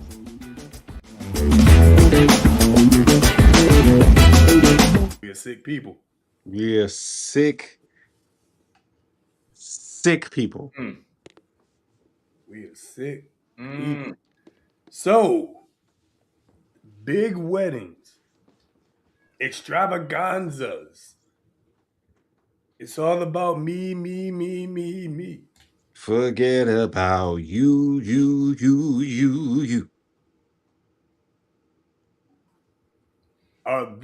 y'all believe that that's a red flag or a potential red flag for a marriage? If the woman you are with or dating or what have you wants a big old crazy wedding to celebrate y'all's love. Big old ring, parties, cake, big wedding, $12,000 dress. No offense, I ain't mad at you. So Just I saying. so I'll say, if because again, these sound like rich people problems. If you got it, I don't think that that's as big of a reflection necessarily as going into debt to make all of these things happen. Which was one of the things that they spoke about. Like, people, what do you say? People went into debt, to pay for a wedding, and then still ended up getting divorced, and they still got to make payments. Still got to make payments on the wedding that don't even, that ain't the wedding and the marriage that ain't even last. I think, like, going into debt significantly for it is probably the reddest flag. And I would couple that with the bride to be's behavior along the way. The phrase, let me say it from the other side, since we talking about fellas. Have y'all ever heard the phrase groomzilla? No, I have not. No. Exactly. Which means, the phrase bridezilla comes from the woman, the bride, becoming a terrorist along the way. Mm. It's got to be like this, and I need y'all to show up for this, and you got to be available for this, and I have to have it this way, and I got to do this, and I got to do that. And that's not to say you shouldn't have a vision, but like again, the whole goal is to, or at least I would like to think the whole goal is to take your vows before God, and bring that lifelong commitment together, to grow together, to cater to one another. Like when y'all said y'all vows, y'all didn't just say, "Hey, here's what I'm gonna do for you as my wife." Y'all wives then said some stuff to y'all and made some promises to y'all and made some commitments to y'all. So like this is, it's not just about them. It's about y'all too. You know, and if all of these things are only made to reflect the woman, I think that is a clear indicator of how things are gonna go. Yeah. I'll say that this isn't even a rich people problem. I think that it's a somewhat of a cultural, or what you were told to believe the way that it should be. Because uh, there are some women that have broken off engagements, or even said no because the ring was too small.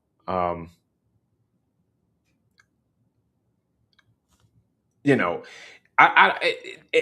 originally, right? If memory serves me correct, I thought I can remember reading, and I know I heard that diamonds weren't even like a thing. Like that, this is like mid 20th century mainstream that told you that diamonds are forever. That you need a diamond. So when the ring becomes more important than the commitment you guys have for each other, there's a problem. When the ring and the wedding and putting on this show becomes more important than the person that you are saying you're making a commitment before God, and you're saying you're going to spend the rest of your life with that person.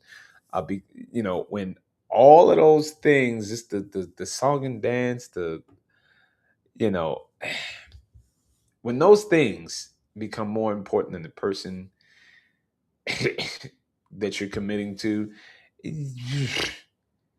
then you didn't do your due diligence up front. You didn't take the time. You didn't make the effort. You didn't no. You couldn't have, because those things would have been discussed. You would have went deep, deep, deep, deep into that conversation, into that, breaking down the walls and the barriers, and and finding out, the true heart of that person, the true wants, the true desires. Now, if you can afford those things, and it's just about like you have those commitments, and that's what you both agree on, that's great. Hey, do it. Okay. However, I mean, there, in my opinion, are other stones that are more beautiful than a diamond. There are more, like, some people get tattoos. They don't even have a ring. They get tattoos. Something there's, it's about the commitment. Okay, it's about the commitment. Jay-Z wrote a song about it. Matching tats, ink don't come off, even if rings come off and things jump off, is what he said. Yep. Yep. Um, Shout out to the chat. The issue is not the size of the wedding, but rather the fact that people don't take their vows before God seriously.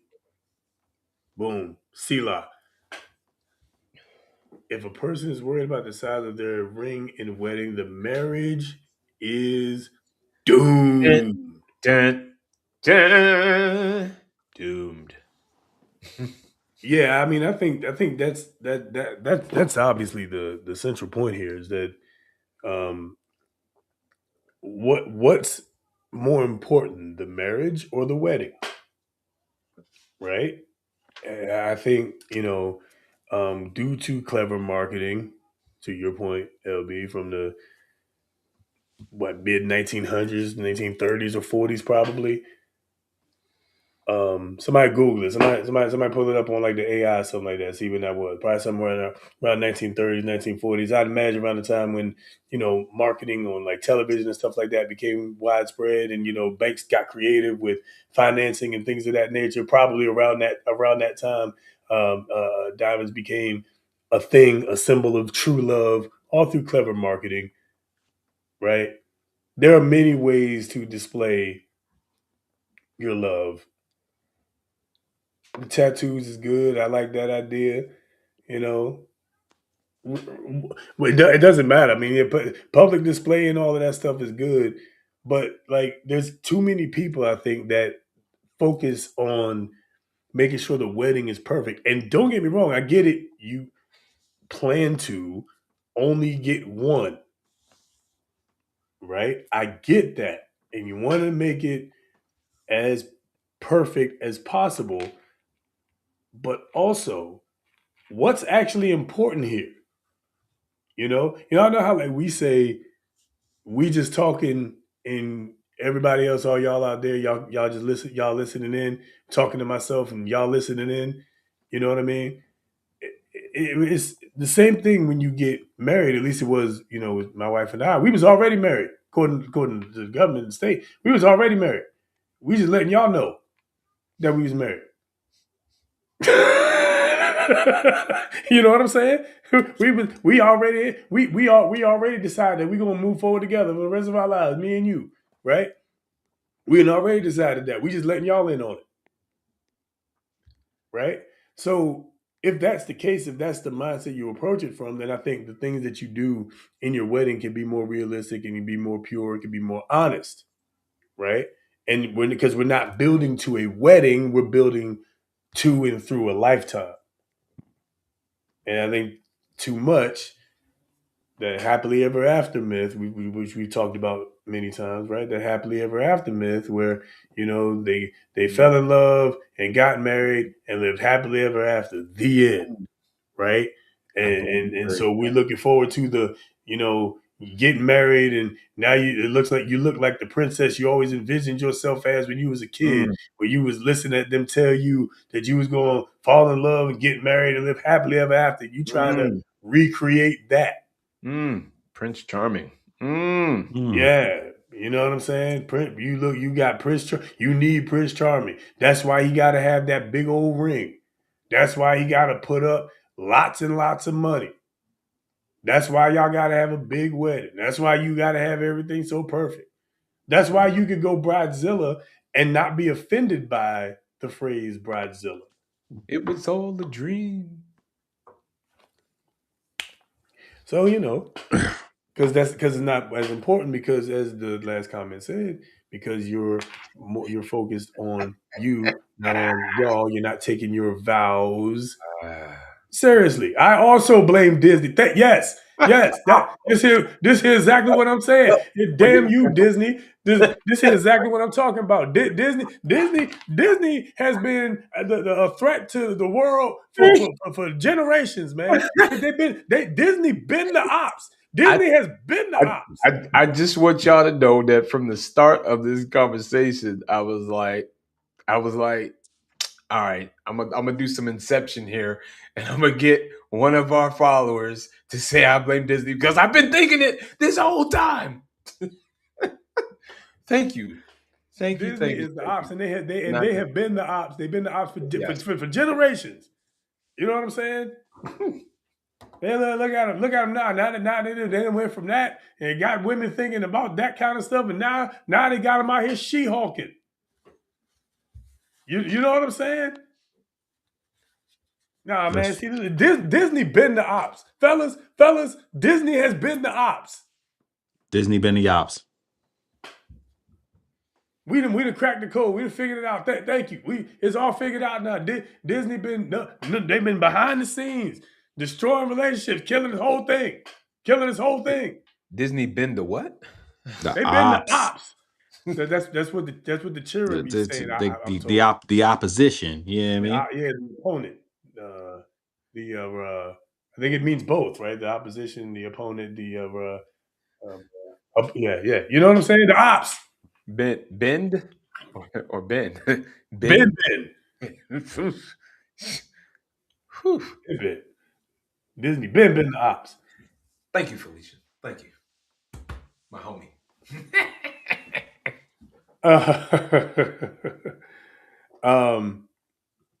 I missed this one. My bad. A wedding is a big deal for a woman because it's public declaration that they are no longer a child. They are officially off the market and loved by someone who will take the place of their dad.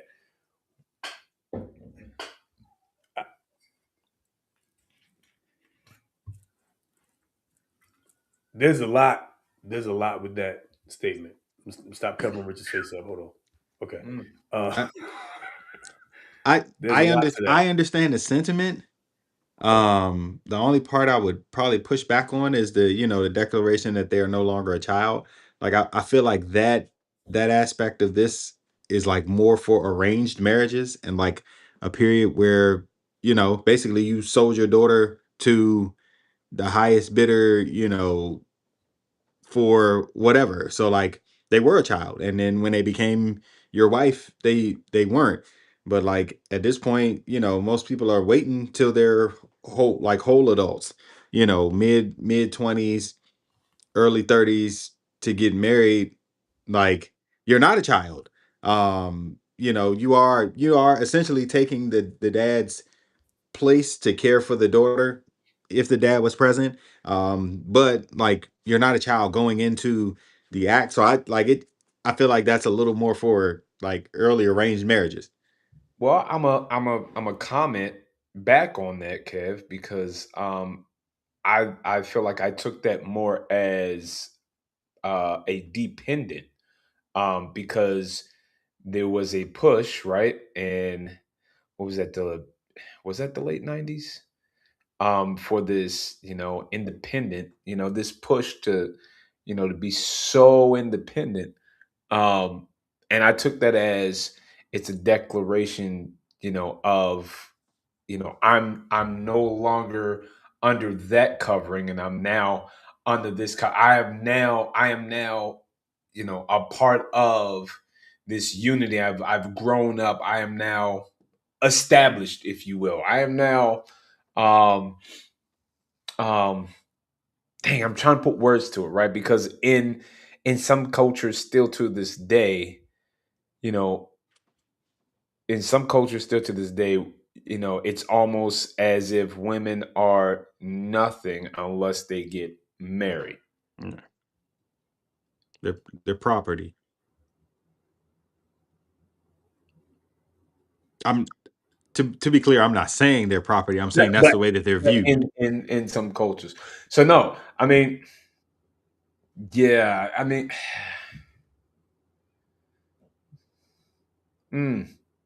So what I'll say is, I like that comment. Yeah. one can be an adult, like a physical adult, and still have the mind of a child. For sure. And so that's how I take that, right? It's like how some people, and this no offense, it's just like, people say stuff like that. It's like, we all know you're an adult at 18, but you're not really an adult till you're at least 21. And then we know you're not really an adult till you're 25. And then we know you're not really adult till you're 30 and you're on your own. And then for men, a lot of men, it's like, yeah, you ain't really an adult until you're responsible for another life. I've heard a lot of OGs say that. A lot of older men taught me that when you were young. You're really there when you're responsible for another life, when you're responsible for multiple lives, right? You are now the patriarch. You are the go-to, right? So now when you get married as both a man and a woman, right? As a man, you are declaring that this she is under my covering. She and everything that comes with her is now under my covering, right? She needs something, she comes to me, right? Is dad always going to be there? Sure, assuming dad was there, of course, right? Is dad always going to be there? Absolutely, because fathers are never going to stop being fathers, right? Okay, but this, I got it, Dad. I got it from here. I got I got it from here. Thank you. I got it from here. You know what I'm saying? So I take that more like that because now because things do shift. Things do shift from let me talk to my mom, my dad, my grandma, whatever, right? My aunt, my uncle, to let me discuss this with my husband, right? Let me have a conversation with my husband. You know what I'm saying? Let's make sure that we are on the same page. Not y'all, because I go to my parents. I go to mom and dad. I gotta make sure mom and dad are on the same page. And I gotta make sure me and you are on the same page. That's very different. So yeah, sure. And I think probably going back to the point that probably it's the public display that yes I'm off the market. All of you who read it and weep, you know, right? And it's me in this one now. Ha ha! You missed out. Ha ha! Sucks to be you, right? Yeah. To some extent, right? But you know, I'm sure there's a little bit of that. But yeah, I get that. I totally get that. Publicly showing those things can be important, but it still should not over. Damn! I lost my. It shouldn't be more important than who you're getting married to because the wedding will come to an end. The wedding night, y'all know what I'm talking about, will come to an end. It might be a long night, but it will come to an end. The honeymoon will come to an end. And life is going to be at the end of that saying, so you're back now. Take it from somebody who's about to go on year 10. We're about to hit year 10. Woo! Right? Woo! Crazy. Let's go. Crazy. Right? But I'm telling you right now, all that stuff is great and it's blissful and it's beautiful, but life is still on the other side of that. So it's important to go into the marriage with the wedding rather, with some thoughtfulness of your future. The display is cute, but who is that really for? Mm. And I'm not saying don't do it. Obviously, we had weddings, right? You know what I'm saying? You know, but in the end, the wedding night ends. Yeah. The honeymoon ends, and now we're here, you know?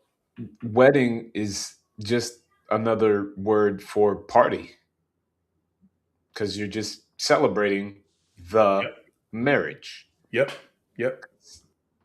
After the wedding, you still have the marriage. Before the wedding, you have the marriage. I mean, About it. You know. About it. So yeah.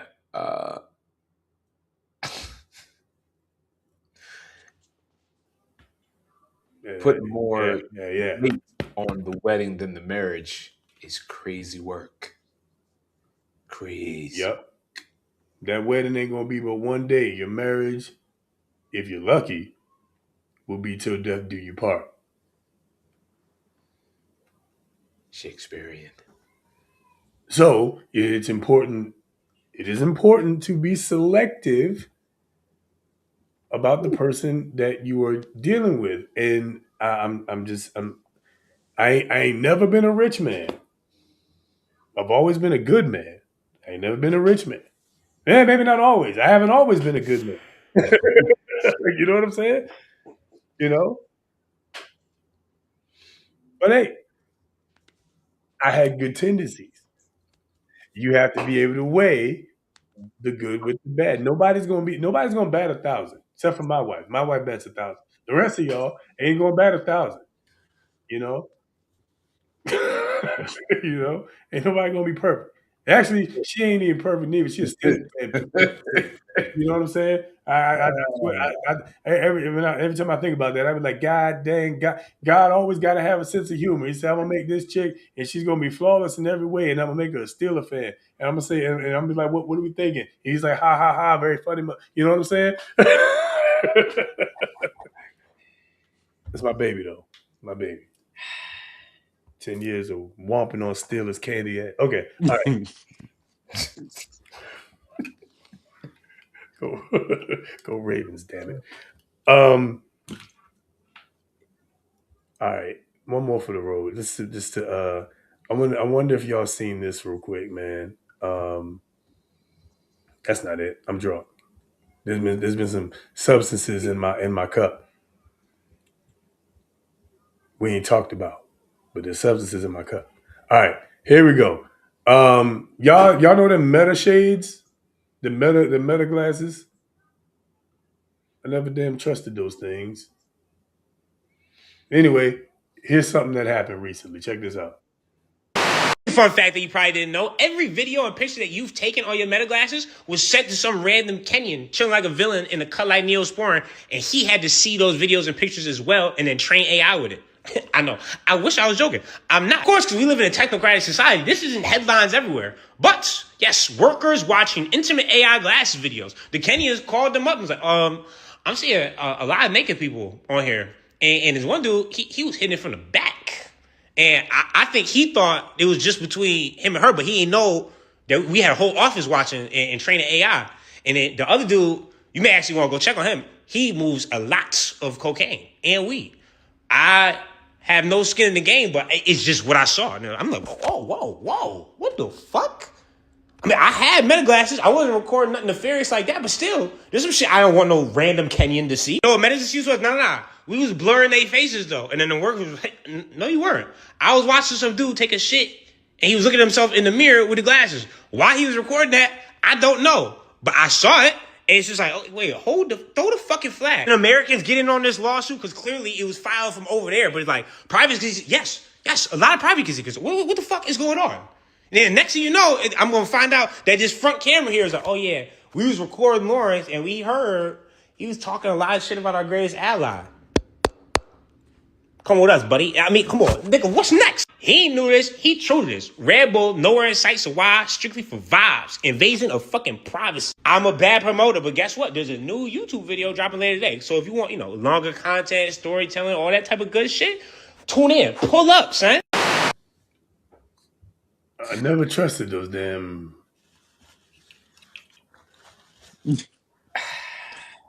All right, just check it. Never trusted those damn glasses. Said he moves a lot of cocaine.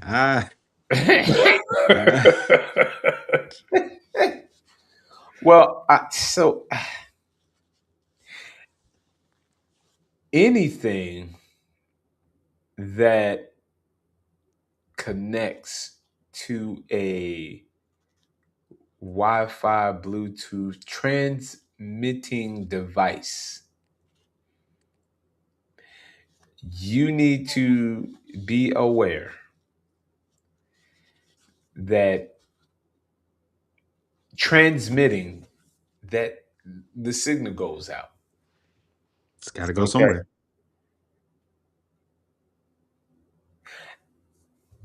And clearly can be intercepted. Whether you're aware or not. Yep. Been like that since 9/11. Patriot Act. We signed away our privacy a long time ago. It's just the Patriot Act. Just saying, man. Like now, listen. Like there's some things you can do to like mitigate some of it, right? Like you can change some settings on your devices. You can use VPNs. Those do work. But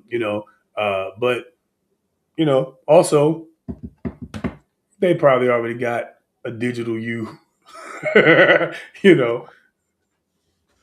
Because you done probably already accepted the terms and conditions of some Facebook game where you take a picture of yourself and it puts you on, superimposes your face on somebody. It is so intertwined now. It is so intertwined that even if you mitigate, you've already signed something Yep. Who is a third party of somebody else, who's a third Yep. party of that person who now, and then there's a loophole of a loophole of a loophole, Yep. and it spaghetti's through, and boom. I mean, it's got you. So, Who try to teach your boy how to be a data broker? Because they make lots and lots of money. They make huge sums of not quite legitimate money. Who try to teach your boy how to be a data broker?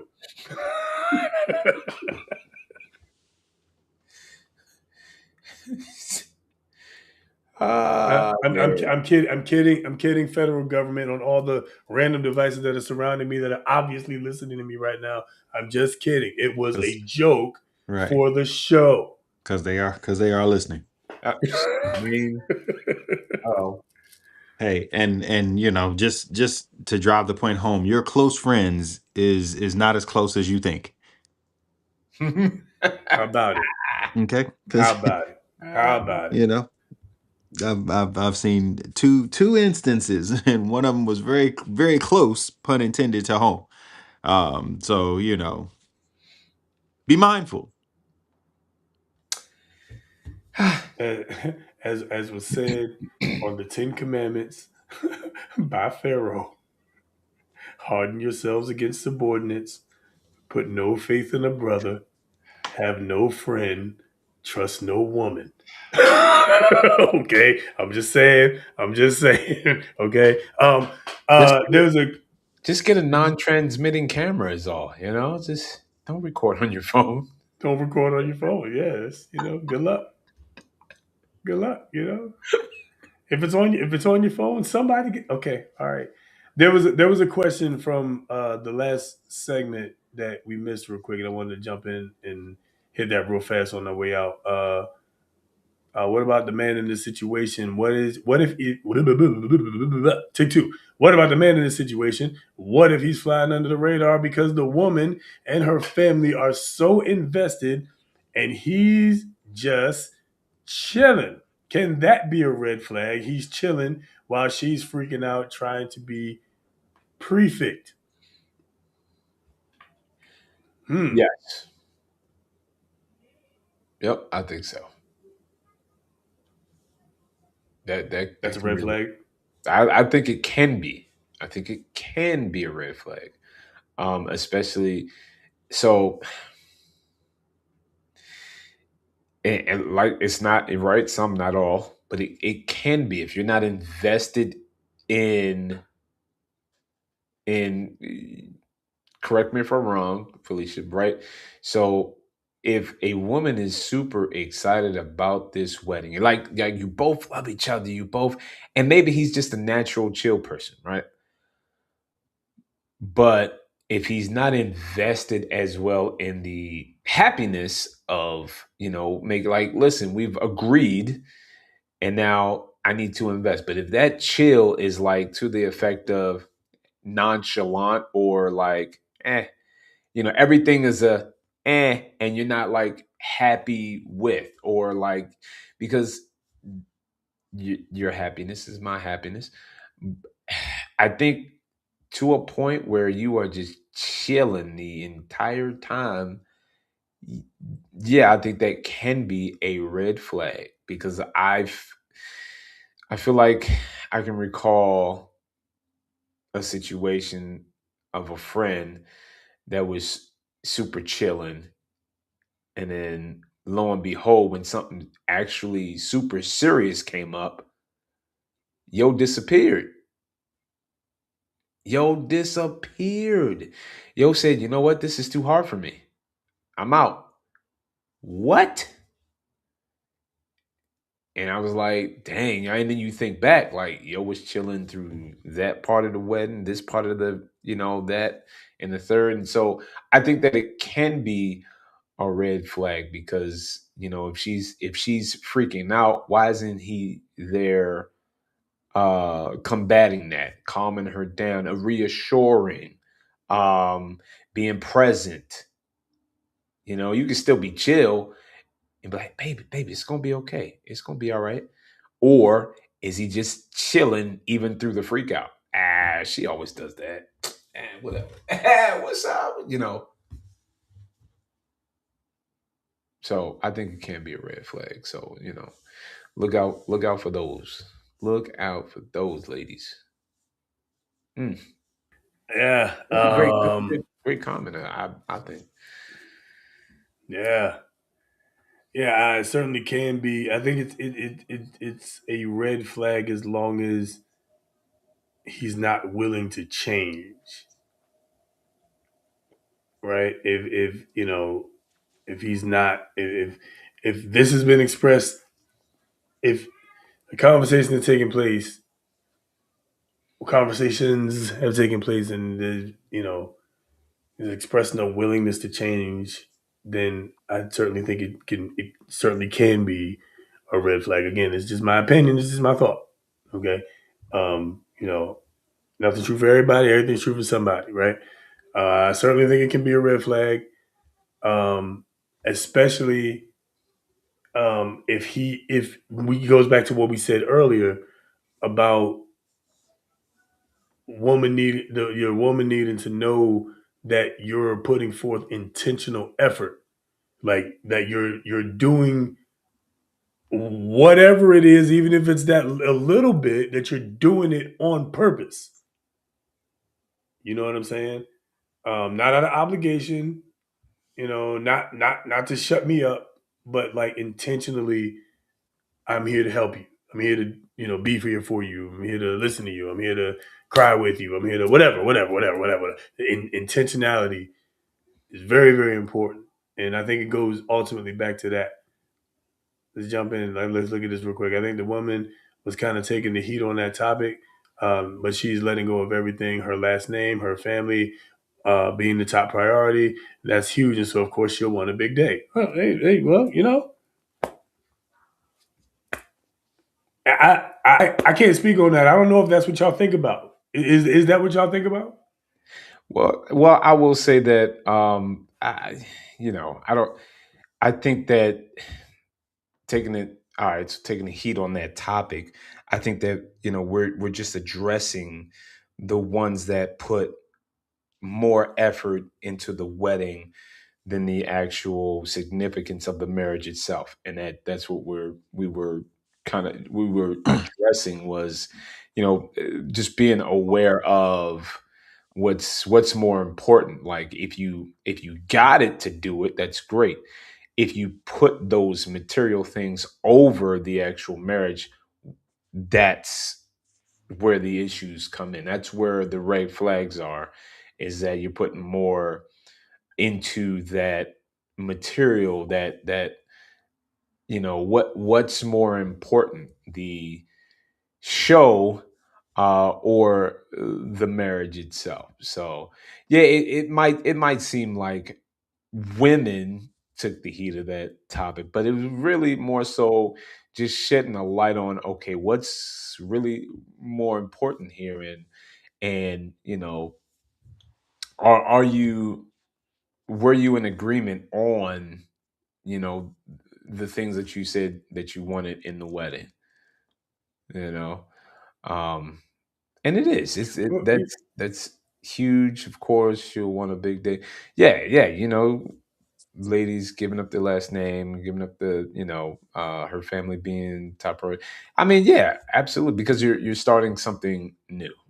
You're laying grassroots, you're starting a foundation together, but also, you know, um, I think it goes both ways, because and correct me if I'm wrong. You have the sons out there, the ones that do for their parents, right? You're going to be, the ones that are cutting the grass, that are, mom calls them for this, or dad, or something happens with their original immediate family, right? Well, now it's, your wife comes first. Your wife. You're not just dropping your wife to go see what mom wants or dad wants. You're like, okay, wait a minute. You know, this is my family now. You know, so I think it definitely goes both ways. I think it's big on both sides. So Nah. It's totally the women, man. Nah, man, we're gonna stop that. It's totally women, man. What we talking about, yo?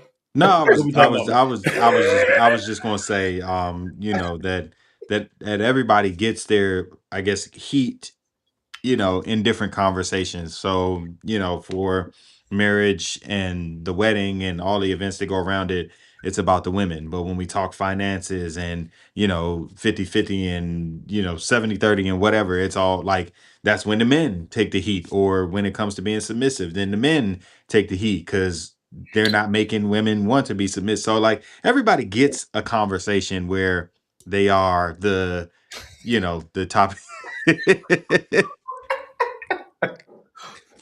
where they are the topic of discussion. But I do get what you're saying.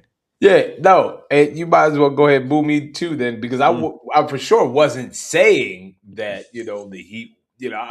I can't put it. Kev, you hit the nail on the head like that. It was just that turn. If it feels like some heat, then Get out the kitchen. No, stay in the kitchen. What are you doing? No. Perhaps that's the problem. Perhaps that's the problem. The problem is you got shoes on in the kitchen. In the okay? kitchen, You you're supposed barefoot. to be barefoot and pregnant. What? That's the problem. It's just, Yeah, it's supposed to be barefoot and pregnant in the kitchen with no, where's my sandwich? Where my griddle cakes? What is it? I want a grilled panini. What? You know what I'm saying? What are we talking about, yo? Listen, you got an air fryer now. I expect it to happen faster, woman. Damn it! What? Yeah, you know what I'm saying? It's supposed to be way faster, man. Come on, yo. Come on, yo. As you wished. Say less. Say less. Oh God. Ooh. Last thing I say, my guy.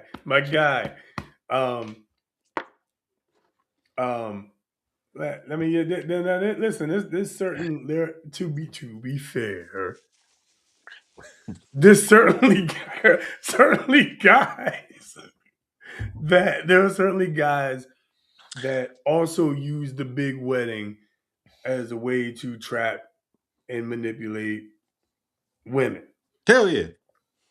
Right? There's certainly men that use their status financially and it's a way to show their power, and stuff like that. There's certainly those kind of guys too. So yes, absolutely. They're both sides of the coin exist. They wrote the movie enough for a reason. You dig it? You dig it? And so with that being said,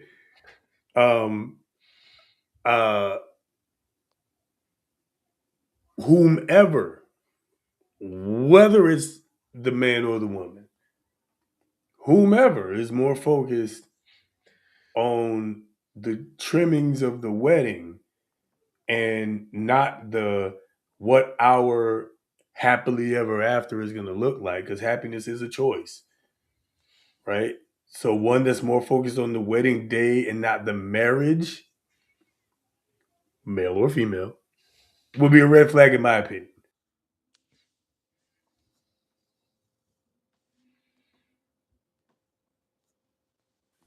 Whomever it is. Yeah. So, I'll leave it at that. Man.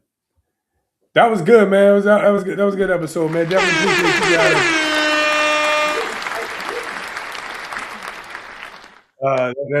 That's what we love, man. We love that kind of energy coming out the chat.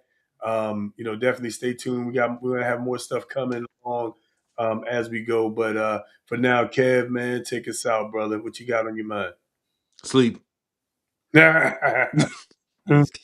I mean, I definitely am looking forward to getting this rest where I can. But grateful to y'all. Been a fantastic audience tonight. Like Trey said, y'all had the chat jumping, so we appreciate y'all. So remember to like and subscribe and tell a friend to tell a friend to tell a friend. Pull up on us. Tomorrow is Pie Day, so eat some pie. get some pie, have some pie, tear some pie up, eat it right out the pan. Have a slice of it. Have some now, save some for later. But it's pie day. So where the pie at?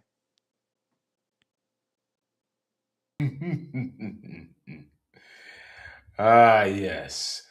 Pie Day. Go ahead and enjoy Pie Day, like Kev said.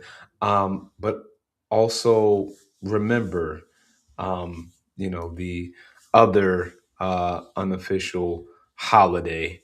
That's a SNB day or SNBJ day. Anyway, listen.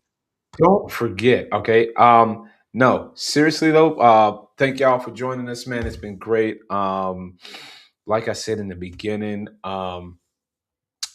like timing is everything, and now is the time to go get to know yourself, build that relationship with yourself. I'm going to get this book, 2000 Questions About Me, and I'm gonna write a date on it, and I'm gonna give honest answers of right now, and then I can't wait to see what that looks like in 5-10 years, when I do it again and ask myself the questions, get to know myself, because timing is everything.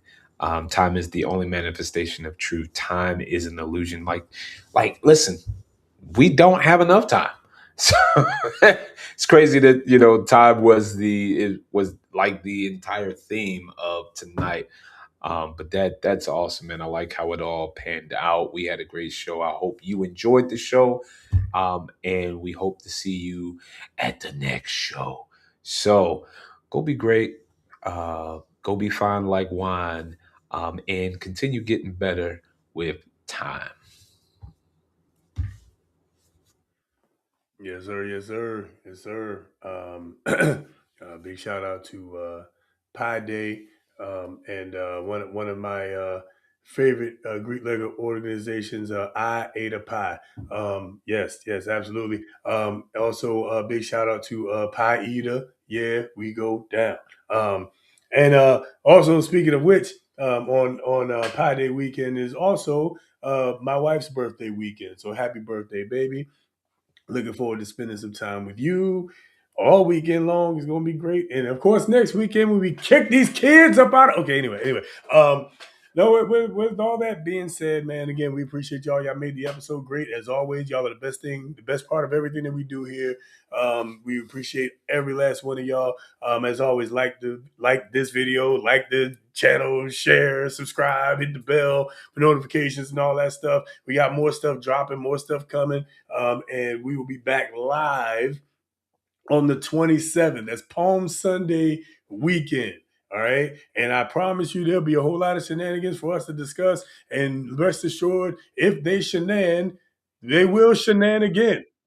I promise is a virtual guarantee. As always, until then, guys, stay skeptical, stay informed, question the narrative, believe none of what you hear and only half of what you see. There is a war going on for your mind. Whether there's a war going on in the world or not, there is a war going on for your mind, and that's the biggest one. Okay? And that's the one that you have control over. Don't let the platypus control you. All right? That's it, man. That's all I got. We out of here. Appreciate every last one of you. Great people were born in March. That's all I'm saying. Great people. Big shout out. Great people were born in March. I have a hard time arguing with that. It's not my month, but I still have a hard time arguing with that. Yeah. Platypus is a metaphor for whatever's keeping you down. Like corporations are a platypus. Government's a platypus. Your teacher is a platypus. My teacher is a panda. Society is a platypus. My parents are a platypus. The media is a platypus. All this propaganda that we all got a platypus controlling us. It's me. I stopped it nowadays. I'm not speaking metaphorically. The platypus controlling me is underneath the table. Wait, no, he's gone. Hey. There's no platypus controlling me. There's no platypus controlling me.